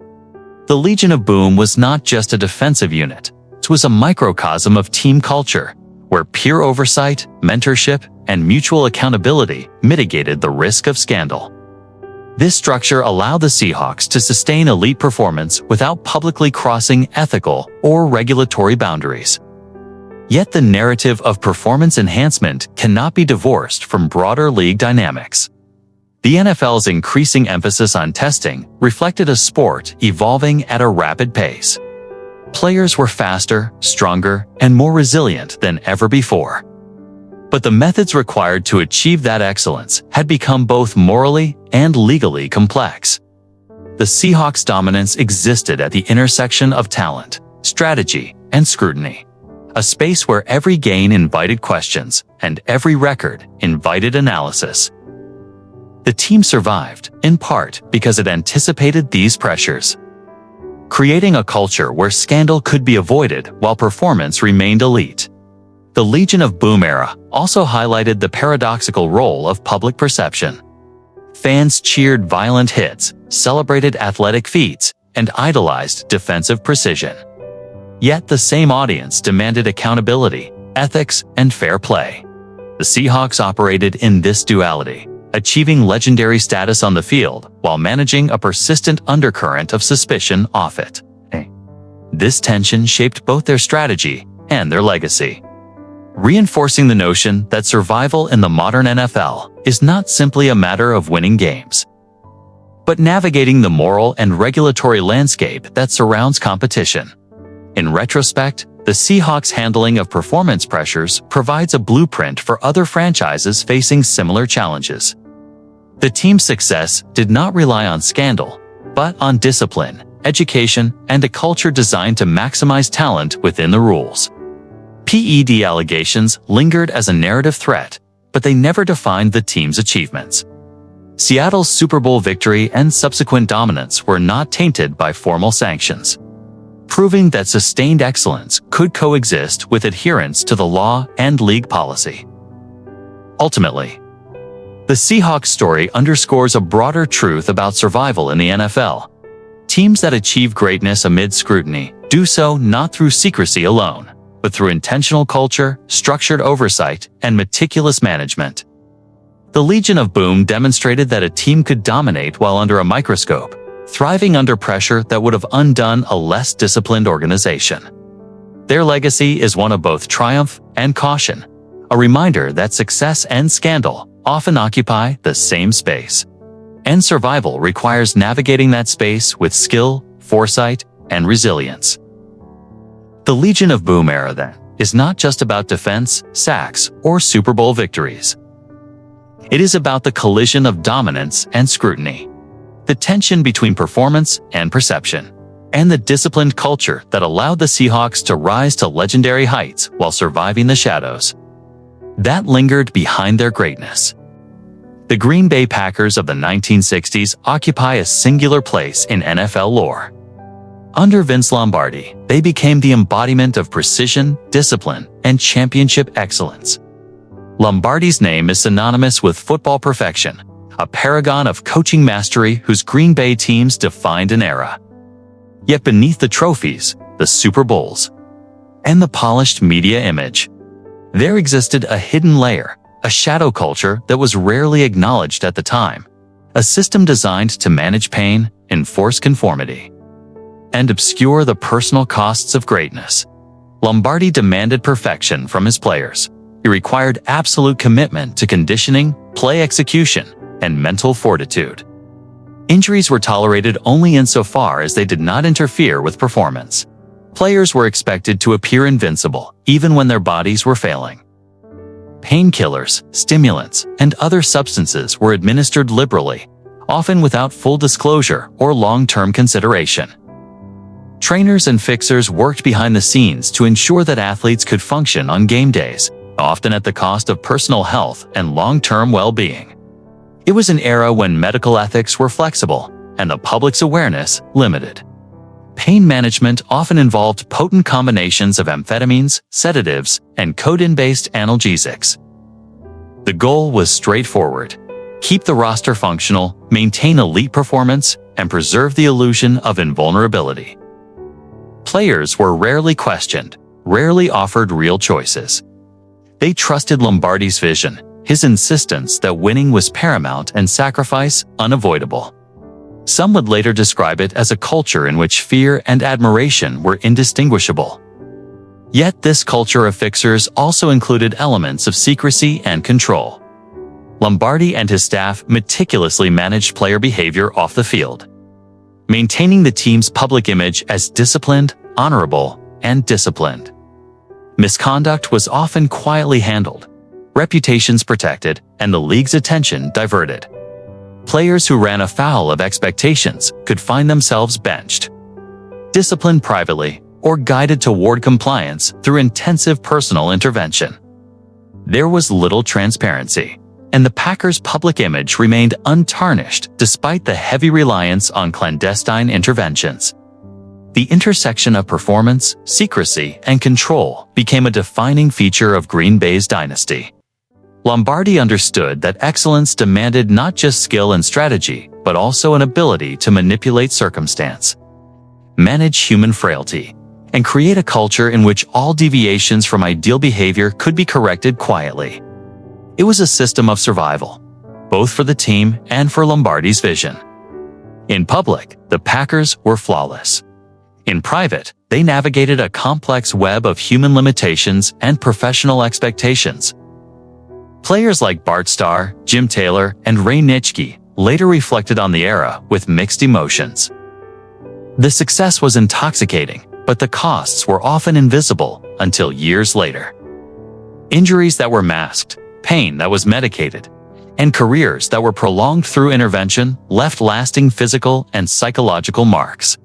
The culture demanded absolute compliance in exchange for the glory of Lombardi's teams, a Faustian bargain in which winning became both the reward and the justification for extraordinary measures. The Packers' success during this era was extraordinary, but it also illuminated the paradox of survival in the NFL. Teams can achieve greatness only if they manage both the visible and the invisible, the celebrated and the concealed. Lombardi's genius lay not solely in X's and O's, but in his ability to orchestrate a system where performance, secrecy, and loyalty were integrated into a single operational framework.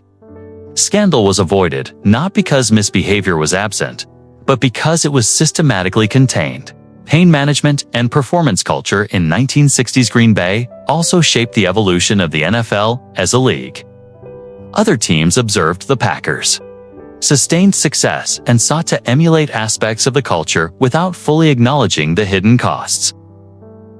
The precedents set by Lombardi's organization normalized a certain tolerance for secrecy and intervention, creating a framework in which winning could justify unconventional or ethically gray practices.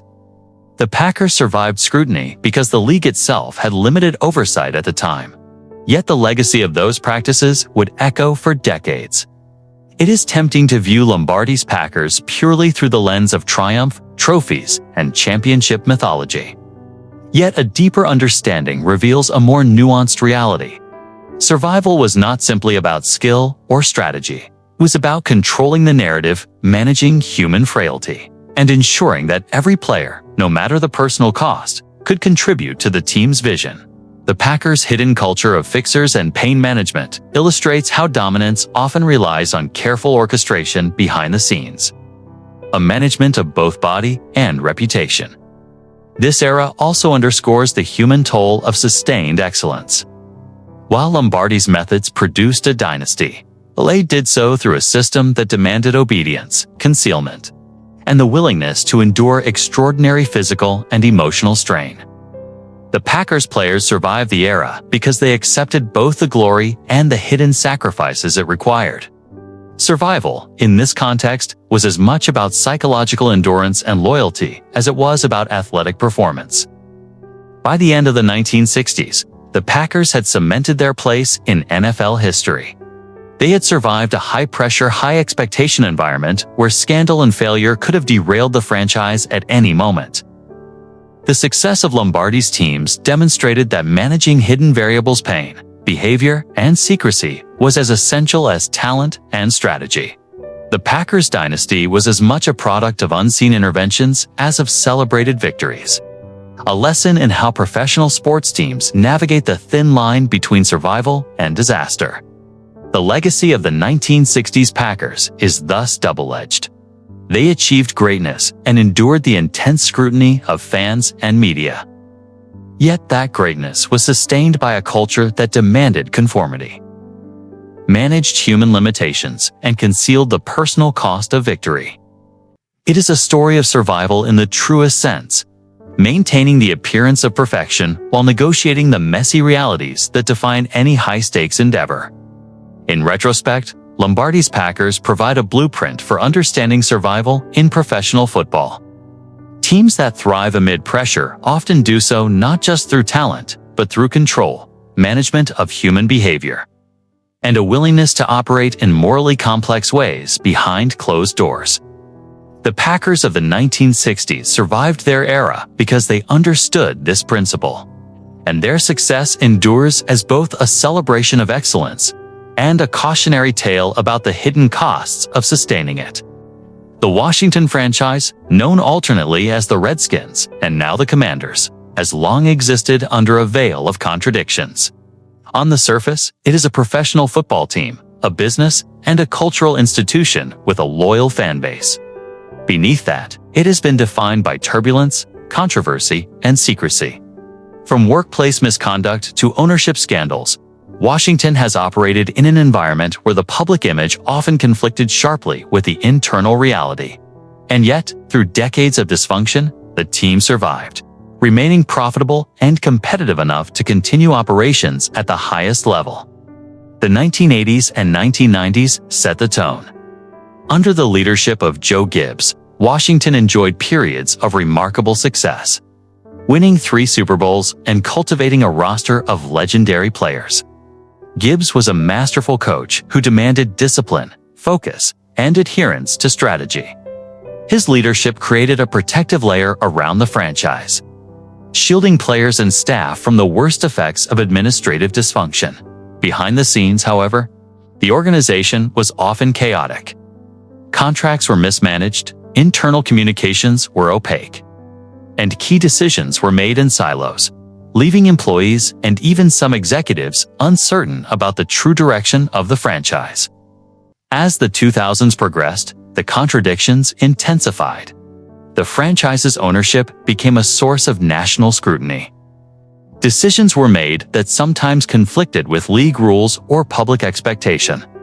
The team was embroiled in lawsuits, labor disputes, and repeated allegations of harassment and misconduct within its front office and administrative ranks. Yet the organization remained operational, in part because the league tolerated internal dysfunction as long as the team maintained basic competitiveness and financial solvency. Washington's ability to survive scandal became almost institutional. Dysfunction was normalized, and the public face of the team remained largely intact. Workplace scandals, particularly those involving harassment and toxic culture, became a recurring theme. Employees described environments where complaints were minimized, investigations were handled quietly, and reputations were managed aggressively to prevent external exposure. The culture encouraged loyalty to the organization over individual accountability, creating a system in which survival depended on discretion, conformity, and avoidance of conflict with leadership. Many employees, knowing the stakes, chose silence or acquiescence, allowing the organization to navigate crises with minimal public disruption. The persistence of the franchise despite dysfunction illustrates a paradox of professional sports. Financial success and operational survival do not require moral perfection. Washington continued to generate revenue, attract fans, and field competitive teams, even as internal issues festered. Sponsorships, television contracts, and ticket sales insulated the organization from the full consequences of its controversies. Scandal became a contained variable, acknowledged internally, managed privately, and rarely allowed to disrupt the revenue stream or on-field performance. The team's history of secrecy also extended to player management. Washington's front office sometimes made decisions that appeared arbitrary or contradictory to public observers, but were carefully calculated to maintain control and protect the organization. Player discipline, contracts, and personnel choices were filtered through a lens of strategic opacity. The objective was survival and continuity, not transparency or public accountability.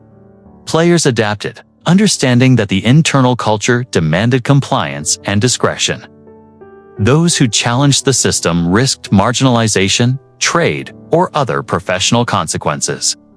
Coaches who operated within this environment had to navigate dual responsibilities: winning on the field and managing the implications of a dysfunctional administration off it. Some, like Joe Gibbs, succeeded by insulating players and staff from executive chaos, maintaining focus on performance and preparation. Others struggled, often leaving the organization frustrated or disillusioned. The underlying lesson was clear. Survival within the Washington franchise required mastering both the technical elements of football and the nuanced politics of a highly secretive and often unpredictable corporate culture. The franchise's ownership has long been a focal point for scandal and controversy.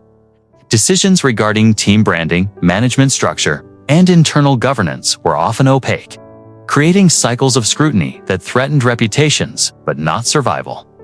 Public criticism was frequent, yet the franchise's financial foundation and historical cachet protected it. This resilience demonstrates a key principle of survival in professional sports: the ability to compartmentalize scandal, manage perception, and prioritize operational continuity above external judgment. Even in recent years, the pattern has persisted. Allegations of misconduct, uneven decision-making, and workplace toxicity continue to surface. Yet the organization operates, drafts players, and competes in the NFL with minimal interruption. The secretive nature of internal operations shields the franchise from full exposure, allowing it to navigate crises while maintaining essential functions. Survival, in Washington's case, is less about redemption or reform than about strategic containment and management of both internal and external pressures. Players who entered the franchise had to quickly understand this dynamic. Success was not measured solely by on-field performance, but by an ability to navigate organizational opacity. Compliance, adaptability, and discretion became as important as physical skill or strategic acumen. Veteran players often mentored newcomers on how to manage interactions with management, how to read between the lines of internal communications, and how to survive a system that could be both supportive and perilously opaque. The Washington franchise offers a broader lesson for the NFL. Operational survival is multifaceted, relying on financial solvency, strategic management, and the careful handling of internal conflict. Public scandal can be managed if it is contained and if organizational structures allow continuity of performance. Washington's ability to endure repeated controversies demonstrates that in professional football, survival is not a matter of moral or ethical perfection. It is the capacity to absorb shocks, maintain continuity, and protect core functions while scandal simmers just beneath the surface. Yet the cost of this survival is real. Players, staff, and even fans often experience the repercussions of secrecy and dysfunction indirectly. Trust is fragile, morale is affected, and institutional culture can erode over time. Washington's history shows that survival is not the same as health or ethical clarity. The franchise endured and prospered in spite of scandal. But the enduring narrative includes the hidden human and organizational costs that accompany this resilience. In the end, the Washington story is one of paradox. It is a tale of operational survival amid persistent scandal. It is about the ability of a franchise to maintain profitability, field competitive teams, and uphold an image of continuity while internal dysfunction persists. The culture of secrecy, the calculated containment of controversy, and the strategic management of both players and public perception allowed Washington to endure decades of turbulence. It is a model of survival that demonstrates the complexity of sustaining an NFL franchise in the face of repeated ethical, legal, and administrative challenges. The legacy of Washington, therefore, is twofold. On one hand, the franchise demonstrates remarkable resilience. The capacity to remain operationally functional and profitable despite internal and external pressures. On the other hand, it illustrates the human and ethical compromises that such survival often entails. In Washington, as in other cases of scandal-surviving teams, success and survival are inseparable from discretion, secrecy, and an almost institutionalized management of risk. The story serves as both cautionary tale and blueprint, showing how professional football teams navigate the fine line between scandal and sustainability. The Cleveland Browns present a story of survival in the NFL unlike any other. Unlike teams that navigated scandal while maintaining championship aspirations, the Browns' narrative revolves around organizational dysfunction so severe that simply remaining operational became a testament to endurance. In the late 1990s and 2000s, the franchise struggled under a series of front office collapses, ownership controversies, and internal leaks that threatened to dismantle the team from the inside out. Wins were rare, morale was fragile, and the media painted a picture of a franchise in freefall. And yet, through every misstep, every public embarrassment, the Browns endured. Survival itself became a form of victory. The troubles began under the leadership of owner Art Modell, whose controversial decision to move the team to Baltimore in 1995 shattered the loyalty of fans and destabilized the organization. The relocation left a void of trust that reverberated through the newly reactivated franchise in 1999. The front office was assembled hastily, often with executives lacking NFL experience, and the infrastructure for team management was inconsistent at best. Scouts, general managers, and coaches cycled through the organization with alarming frequency, each leaving behind fragments of strategy, reports, and plans that were often incompatible with the next regime. Internal leaks compounded the instability. Confidential player evaluations, contract negotiations, and draft strategies found their way into the media, creating an atmosphere of uncertainty and mistrust. The Browns' front office was a fractured ecosystem in which communication failed. Loyalty was fragile, and accountability was sporadic. Employees and players were caught in a constant feedback loop of uncertainty, forced to adapt to new leadership, new philosophies, and shifting expectations almost every season. The team struggled not just to win on the field, but to maintain coherence off it. Despite this turbulence, the Browns demonstrated an extraordinary capacity for survival. Seasons with only a handful of wins did not result in the franchise folding. Ownership transitions, legal disputes, and operational mismanagement were absorbed and contained. The team continued to draft players, maintain contracts, and field a roster capable of competing at varying levels. Survival became a strategic imperative. The organization understood that stability, however minimal, was preferable to collapse. And in this context, the most modest wins, securing a draft pick, retaining a coach for a full season, or preventing a front office meltdown, became victories in their own right. The culture of survival was reinforced internally. Players learned to manage expectations, focusing on controllable elements like individual performance, preparation, and personal accountability. They could not control ownership decisions, media scrutiny, or executive instability, but they could maintain professionalism on the field. For some, this environment created resilience and adaptability. Quarterbacks like Tim Couch, running backs like William Green, and others were tasked not only with performing athletically, but with navigating the chaos of an organization perpetually on the brink of dysfunction. Front office corruption and mismanagement further complicated the franchise's survival narrative. Executives were accused of favoritism, financial miscalculations, and opaque decision-making processes.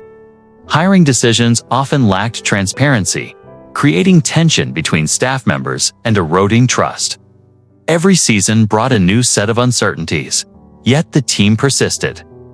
In this context, survival required a combination of patience, strategic endurance, and the ability to absorb repeated setbacks without succumbing to collapse. It was an organizational form of resilience that often goes unrecognized in traditional narratives about championship teams.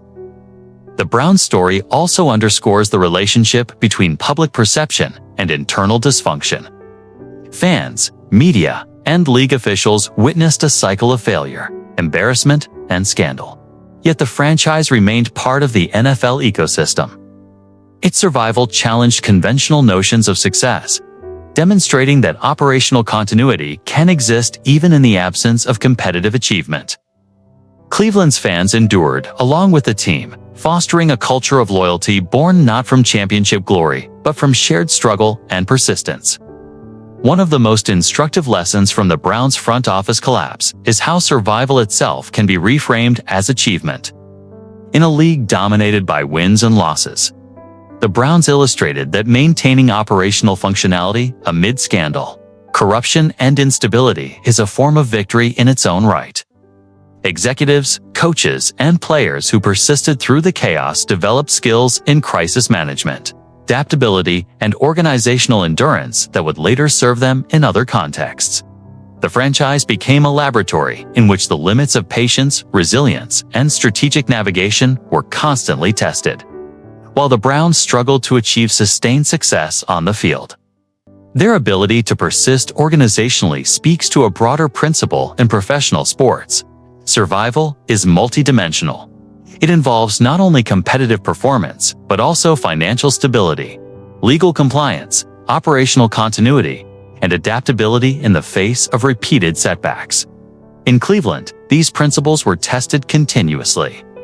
The team endured because it found ways to navigate dysfunction without losing its place in the league, an accomplishment often overlooked in narratives focused solely on Super Bowls and playoff victories.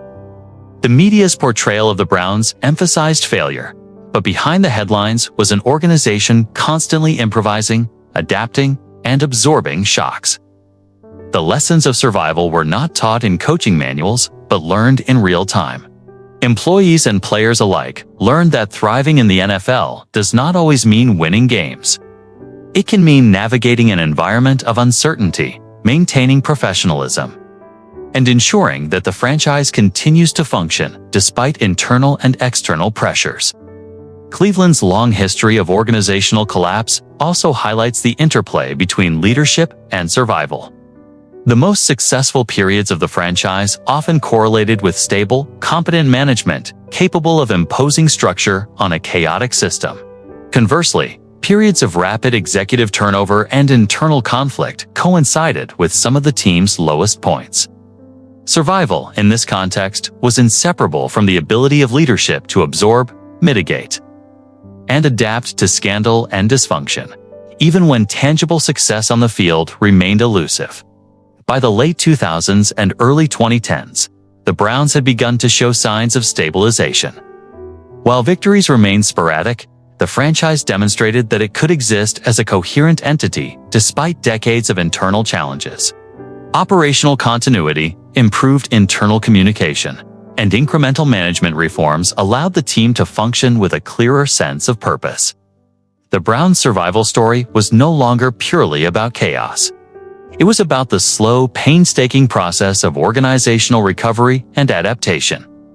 In the final analysis, the Cleveland Browns exemplify a distinct form of survival in the NFL. They endured front office collapse, executive corruption, and public humiliation while remaining a functioning franchise. The ability to survive amid dysfunction, leaks, and scandal became a form of achievement in itself, demonstrating that endurance and continuity can sometimes be as significant as championships. The Browns' narrative challenges conventional metrics of success, revealing a league in which resilience, adaptability, and institutional survival are as crucial as talent and strategy. Cleveland's journey through front office collapse offers a powerful lesson. Survival is a skill, often undervalued in professional sports. The franchise's history demonstrates that maintaining operational integrity, protecting core functions, and navigating scandal can be forms of triumph, even when wins are scarce. In a league obsessed with victory, the Browns remind us of that enduring dysfunction and emerging intact. Season after season is a rare and remarkable form of survival. A quiet victory that shapes both the franchise and the league's understanding of resilience. The New York Jets have long occupied a curious space in the NFL, a franchise defined as much by dysfunction and public ridicule as by moments of triumph. From high-profile locker room scandals to on-field blunders that became instant cultural touchstones, the Jets have repeatedly teetered on the edge of chaos. Yet, despite decades of embarrassment, the team persists, demonstrating a peculiar resilience. Survival for the Jets is less about championships and more about the ability to endure scrutiny, maintain fan engagement, and navigate the relentless spotlight of New York media. One cannot discuss the Jets without acknowledging the shadow of the Butt Fumble. On Thanksgiving Day 2012, quarterback Mark Sanchez collided with the backside of his own offensive lineman, fumbling the ball directly into the waiting arms of a defender. The play became a viral sensation, a symbol of ineptitude that was replayed endlessly across television networks, social media, and late-night comedy shows. Yet the team survived the ridicule. Practices continued, games were played, and seasons pressed on. The Butt Fumble did not destroy the franchise. It became part of the Jets' identity, a bizarre emblem of resilience in the face of public humiliation. Locker room scandals, however, paint a more complex picture. Over the decades, allegations of substance abuse, misconduct, and internal conflicts plagued the organization. Players often clashed with coaches, and tensions spilled into the media, further amplifying the franchise's reputation for chaos. Executive decisions occasionally exacerbated issues, with management choosing short-term fixes or public silence over structural reform. The result was a narrative of perpetual instability. A team that struggled to maintain internal cohesion while facing the unrelenting gaze of New York sports culture. Yet within this instability existed a persistent drive to survive and even thrive occasionally. The Jets' front office learned to absorb public criticism, manage internal conflict quietly, and navigate the ebb and flow of player performance under intense scrutiny. Coaches like Bill Parcells, Rex Ryan, and others operated under pressure that few NFL teams experience, balancing the demands of media, ownership, and player personalities. Survival required not just tactical skill on the field, but political acumen, emotional intelligence, and the ability to maintain focus amid constant distraction. Part of the Jets' enduring survival stems from the cultural context of New York itself. In a media environment saturated with attention, ridicule, and opinion, the ability to continue operating is itself an achievement. Other franchises might crumble under sustained public mockery. Yet the Jets maintain their operations, recruit players, and field teams capable of occasional brilliance. The franchise's history demonstrates that resilience in professional sports often extends beyond wins and losses. It encompasses the ability to navigate public perception, retain fan engagement, and maintain organizational continuity, even amid repeated embarrassment. The paradox of the Jets' narrative is that their failures and scandals have become integral to their identity. Fans, journalists, and players alike engage with the team through a lens that blends frustration, humor, and loyalty. The team's survival is partially dependent on this dynamic. The Jets are never entirely written off because their history guarantees drama, intrigue, and stories that capture attention. In this way, scandal becomes both a liability and a source of continued relevance. Survival requires embracing the duality of public perception being criticized relentlessly while continuing to operate and compete. Internally, the team develops strategies to navigate these pressures.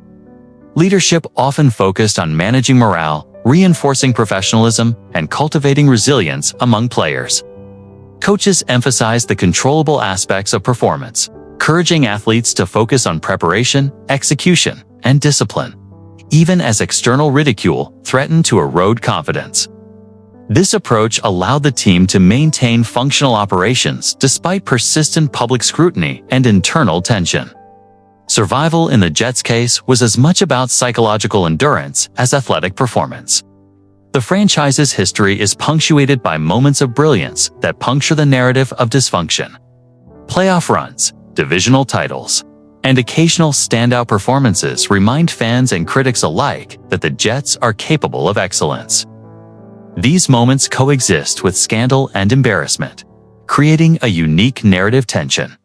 Survival for the Jets has never been about avoiding failure.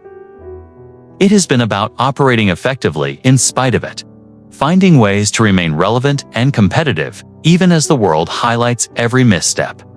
Media scrutiny has amplified every Jets misfortune, but the team's survival strategy involves careful containment.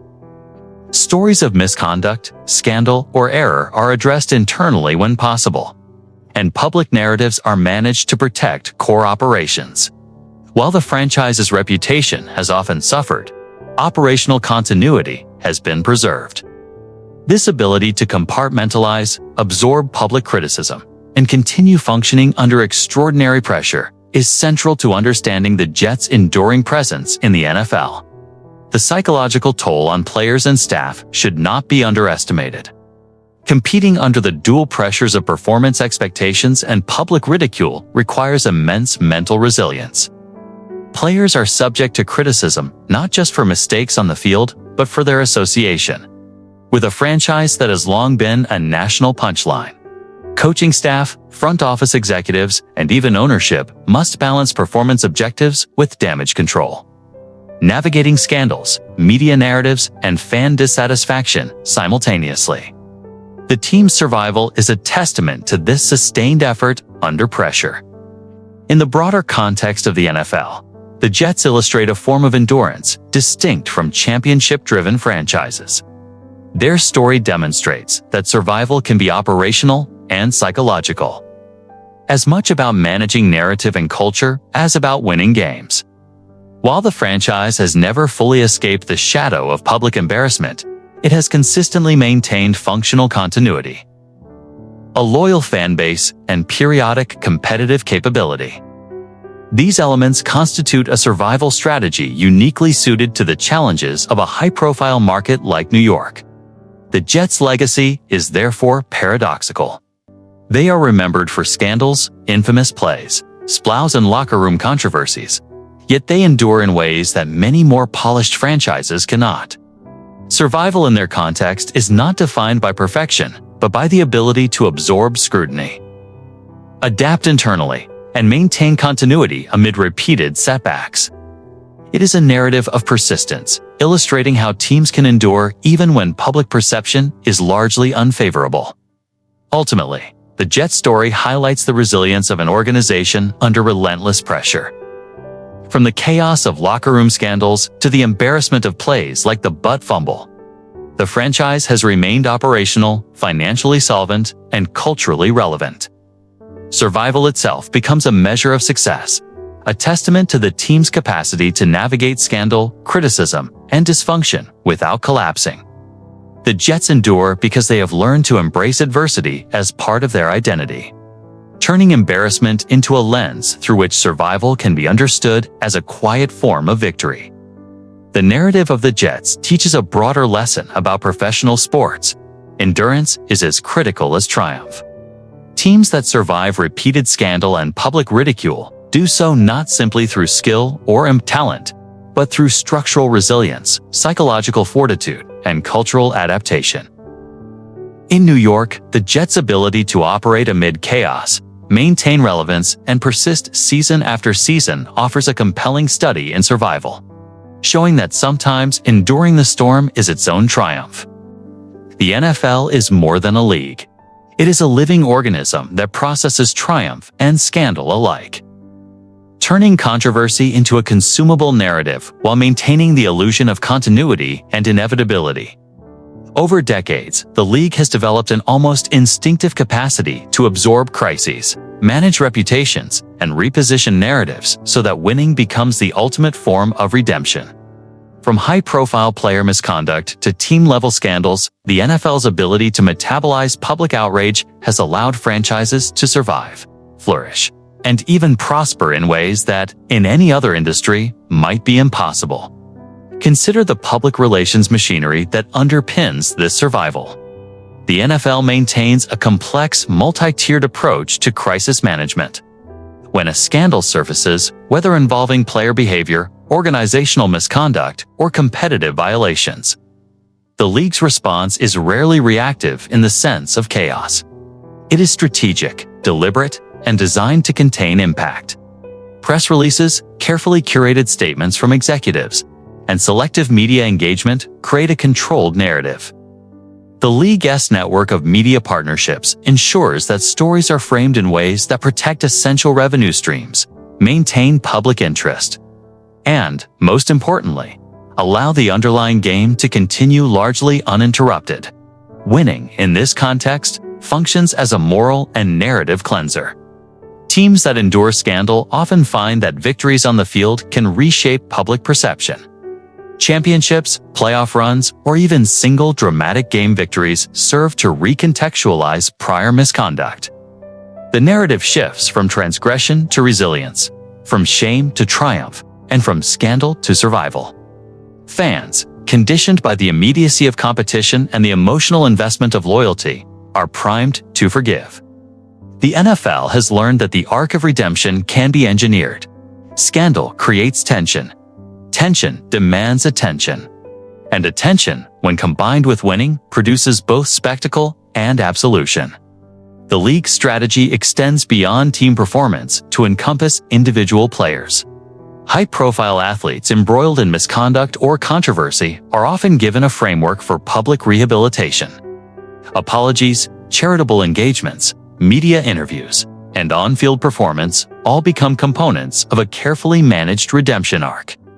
The league encourages franchises to integrate these narratives into marketing and storytelling efforts, transforming potential liabilities into stories of perseverance and transformation. This dynamic reinforces the broader principle. In the NFL, survival often depends as much on perception as on performance. Historical examples abound. Consider the New England Patriots' handling of Spygate and Deflategate. The league imposed fines and penalties, yet the narrative evolved through the team's sustained success on the field. Championships reframed misconduct as a backdrop rather than a defining characteristic, demonstrating the league's capacity to metabolize controversy. Similarly, individual cases such as Ray Lewis's murder trial or Michael Vick's dogfighting scandal reveal a consistent pattern. Structured reintegration, public relations management, and on-field excellence allowed the NFL to control both public sentiment and the practical realities of team operations. Winning absolved, rehabilitated, and recontextualized. Fan engagement is a critical component of this redemption mechanism. The NFL understands that emotional investment in teams and players shapes perception. Fans are conditioned to forgive failures, controversies, and ethical ambiguities if they are accompanied by memorable victories or moments of heroism. Media narratives exploit this psychology, highlighting comeback stories, clutch performances, and acts of personal growth. The league's orchestrated framing ensures that scandal remains a transient factor in the larger emotional arc of fandom, allowing teams and players to recover their reputations in ways that might be impossible in other industries. Financial incentives reinforce this process. Revenue streams from broadcasting, ticket sales, merchandise, and sponsorships are contingent on fan engagement and public trust. The NFL's survival depends on balancing accountability with operational continuity. By carefully calibrating responses to scandal, the league ensures that attention remains on gameplay rather than on destabilizing controversies. Winning, in turn, sustains this financial ecosystem, making it a practical tool for both perception, management, and economic survival. The league structure itself is designed to make winning a tangible means of redemption, a mechanism by which past transgressions are overshadowed by present achievements. The league's ability to manage scandal is also evident in the institutional frameworks it has developed. Compliance offices, ethics committees, and internal investigative teams monitor potential risks. advise franchises, and ensure that public exposure is minimized. The league has internalized a form of crisis resilience. Scandals are not endpoints, but manageable variables within a broader strategy of operational continuity and brand protection. American sports culture places immense value on comeback stories, resilience, and transformation. The league leverages this psychology, positioning players and teams who survive scandal as embodiments of perseverance. Public relations narratives often emphasize rehabilitation, personal growth, and renewed commitment, reframing scandal as a prelude to triumph. Winning, in this context, becomes not just a measure of athletic success, but a socially sanctioned vehicle for absolution. The mechanism extends across teams and eras. The league's silent redemption machine has operated from the early days of scandal-laden franchises to contemporary controversies involving player behavior, legal challenges, or ethical dilemmas. Each case demonstrates the same core principle. The NFL metabolizes scandal by controlling narrative, prioritizing continuity, and leveraging victory as a tool for public forgiveness. Teams that might otherwise face existential threats endure because the league has engineered a system in which operational survival, financial stability, and emotional redemption are inextricably linked. This dynamic also explains why franchises with repeated controversies continue to operate successfully. Survival in the NFL does not require moral perfection. It requires structural resilience, media management, and the ability to convert attention into engagement. Winning is the ultimate tool in this process, transforming transgression into a backdrop for narrative drama. Fans conditioned by spectacle and emotional attachment participate willingly in this cycle, offering forgiveness and loyalty, even as prior misconduct lingers in memory. The consequences of this mechanism are profound. It allows franchises to navigate ethical ambiguity, operational failures, and public scrutiny, while maintaining relevance and profitability. Teams endure because the league has systematized the process by which scandal is absorbed, reframed, and neutralized. This is not a moral judgment, but a structural observation. The NFL's survival strategy is predicated on converting crises into stories of redemption, leveraging winning as the ultimate form of absolution. Ultimately, the league's silent redemption machine is both subtle and powerful.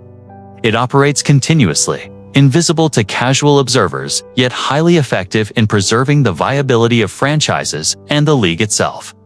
Winning functions as a narrative solvent, dissolving controversy into the broader fabric of competition, drama, and spectacle. The NFL has learned, over decades of experience, that operational survival depends on its ability to manage perception, contain scandal, and exploit the emotional rhythms of fandom. Teams endure not only because they compete, but because the league ensures that redemption is always possible, and winning remains the ultimate cleanser.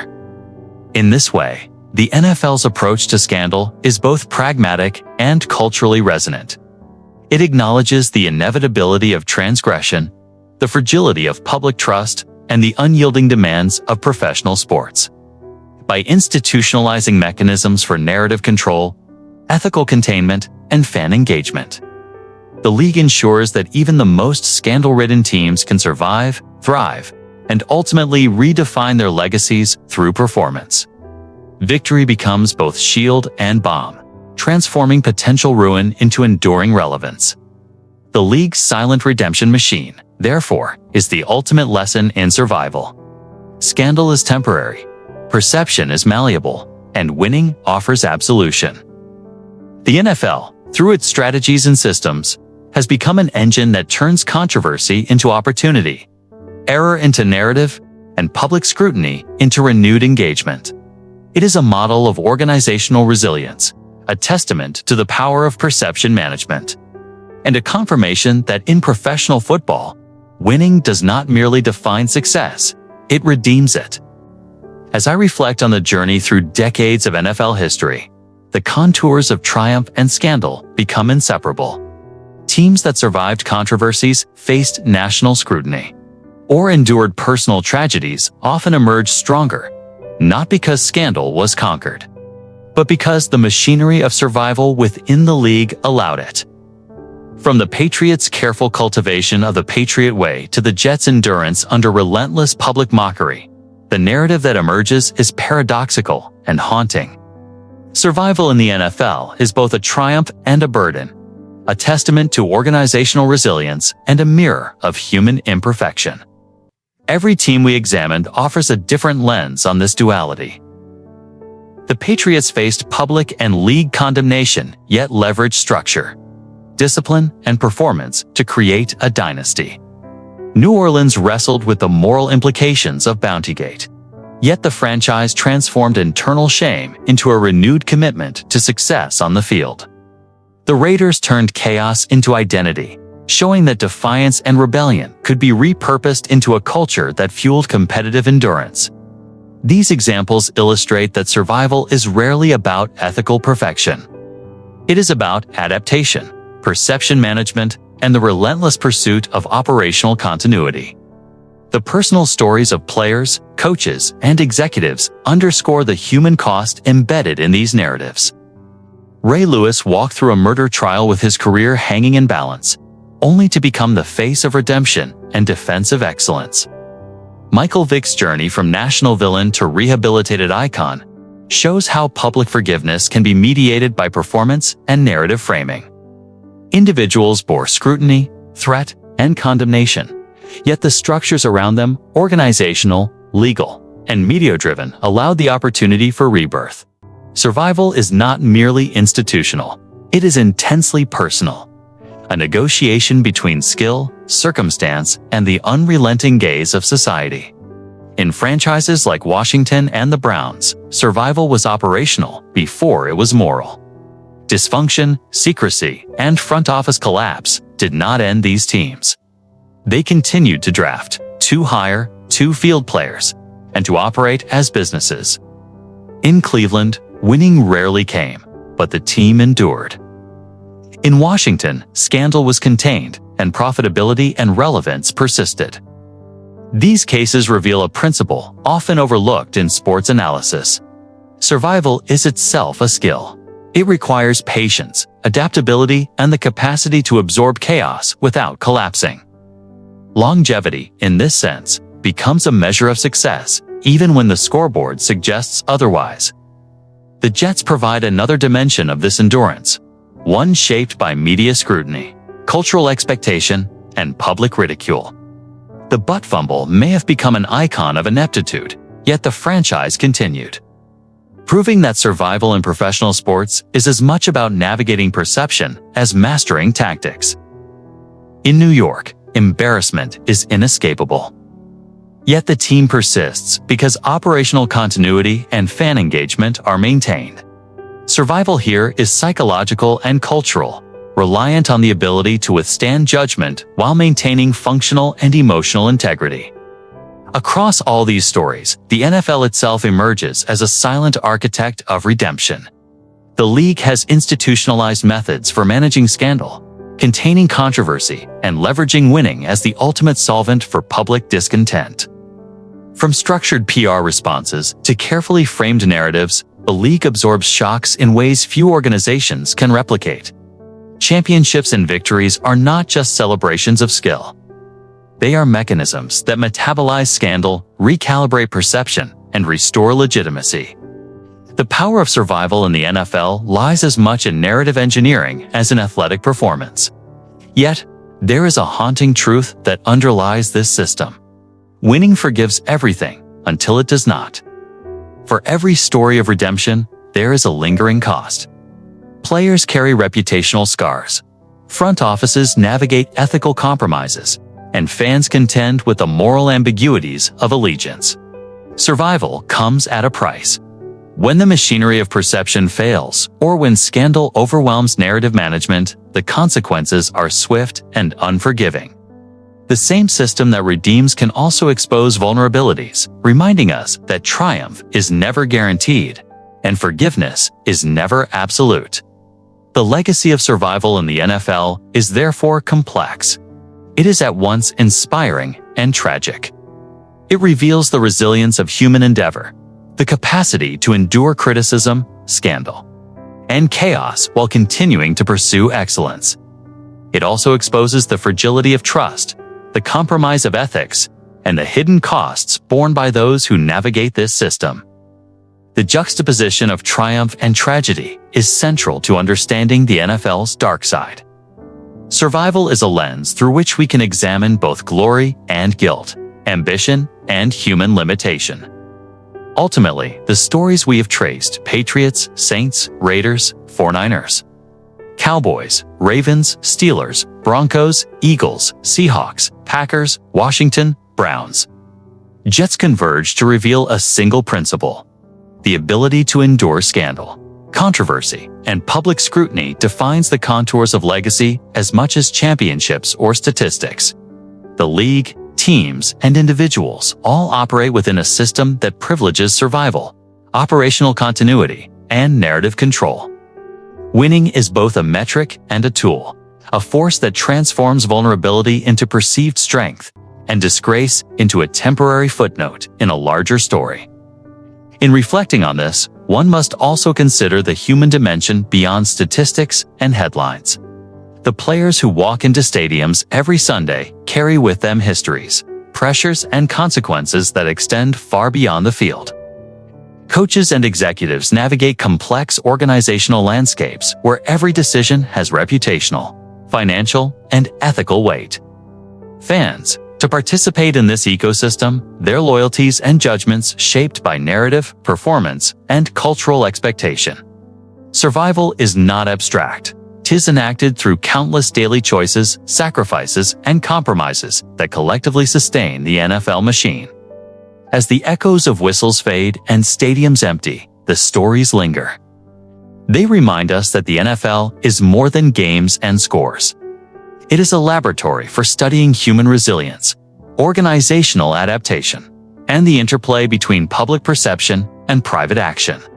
It is a system in which scandal can coexist with excellence, failure with redemption, and ethical ambiguity with triumph.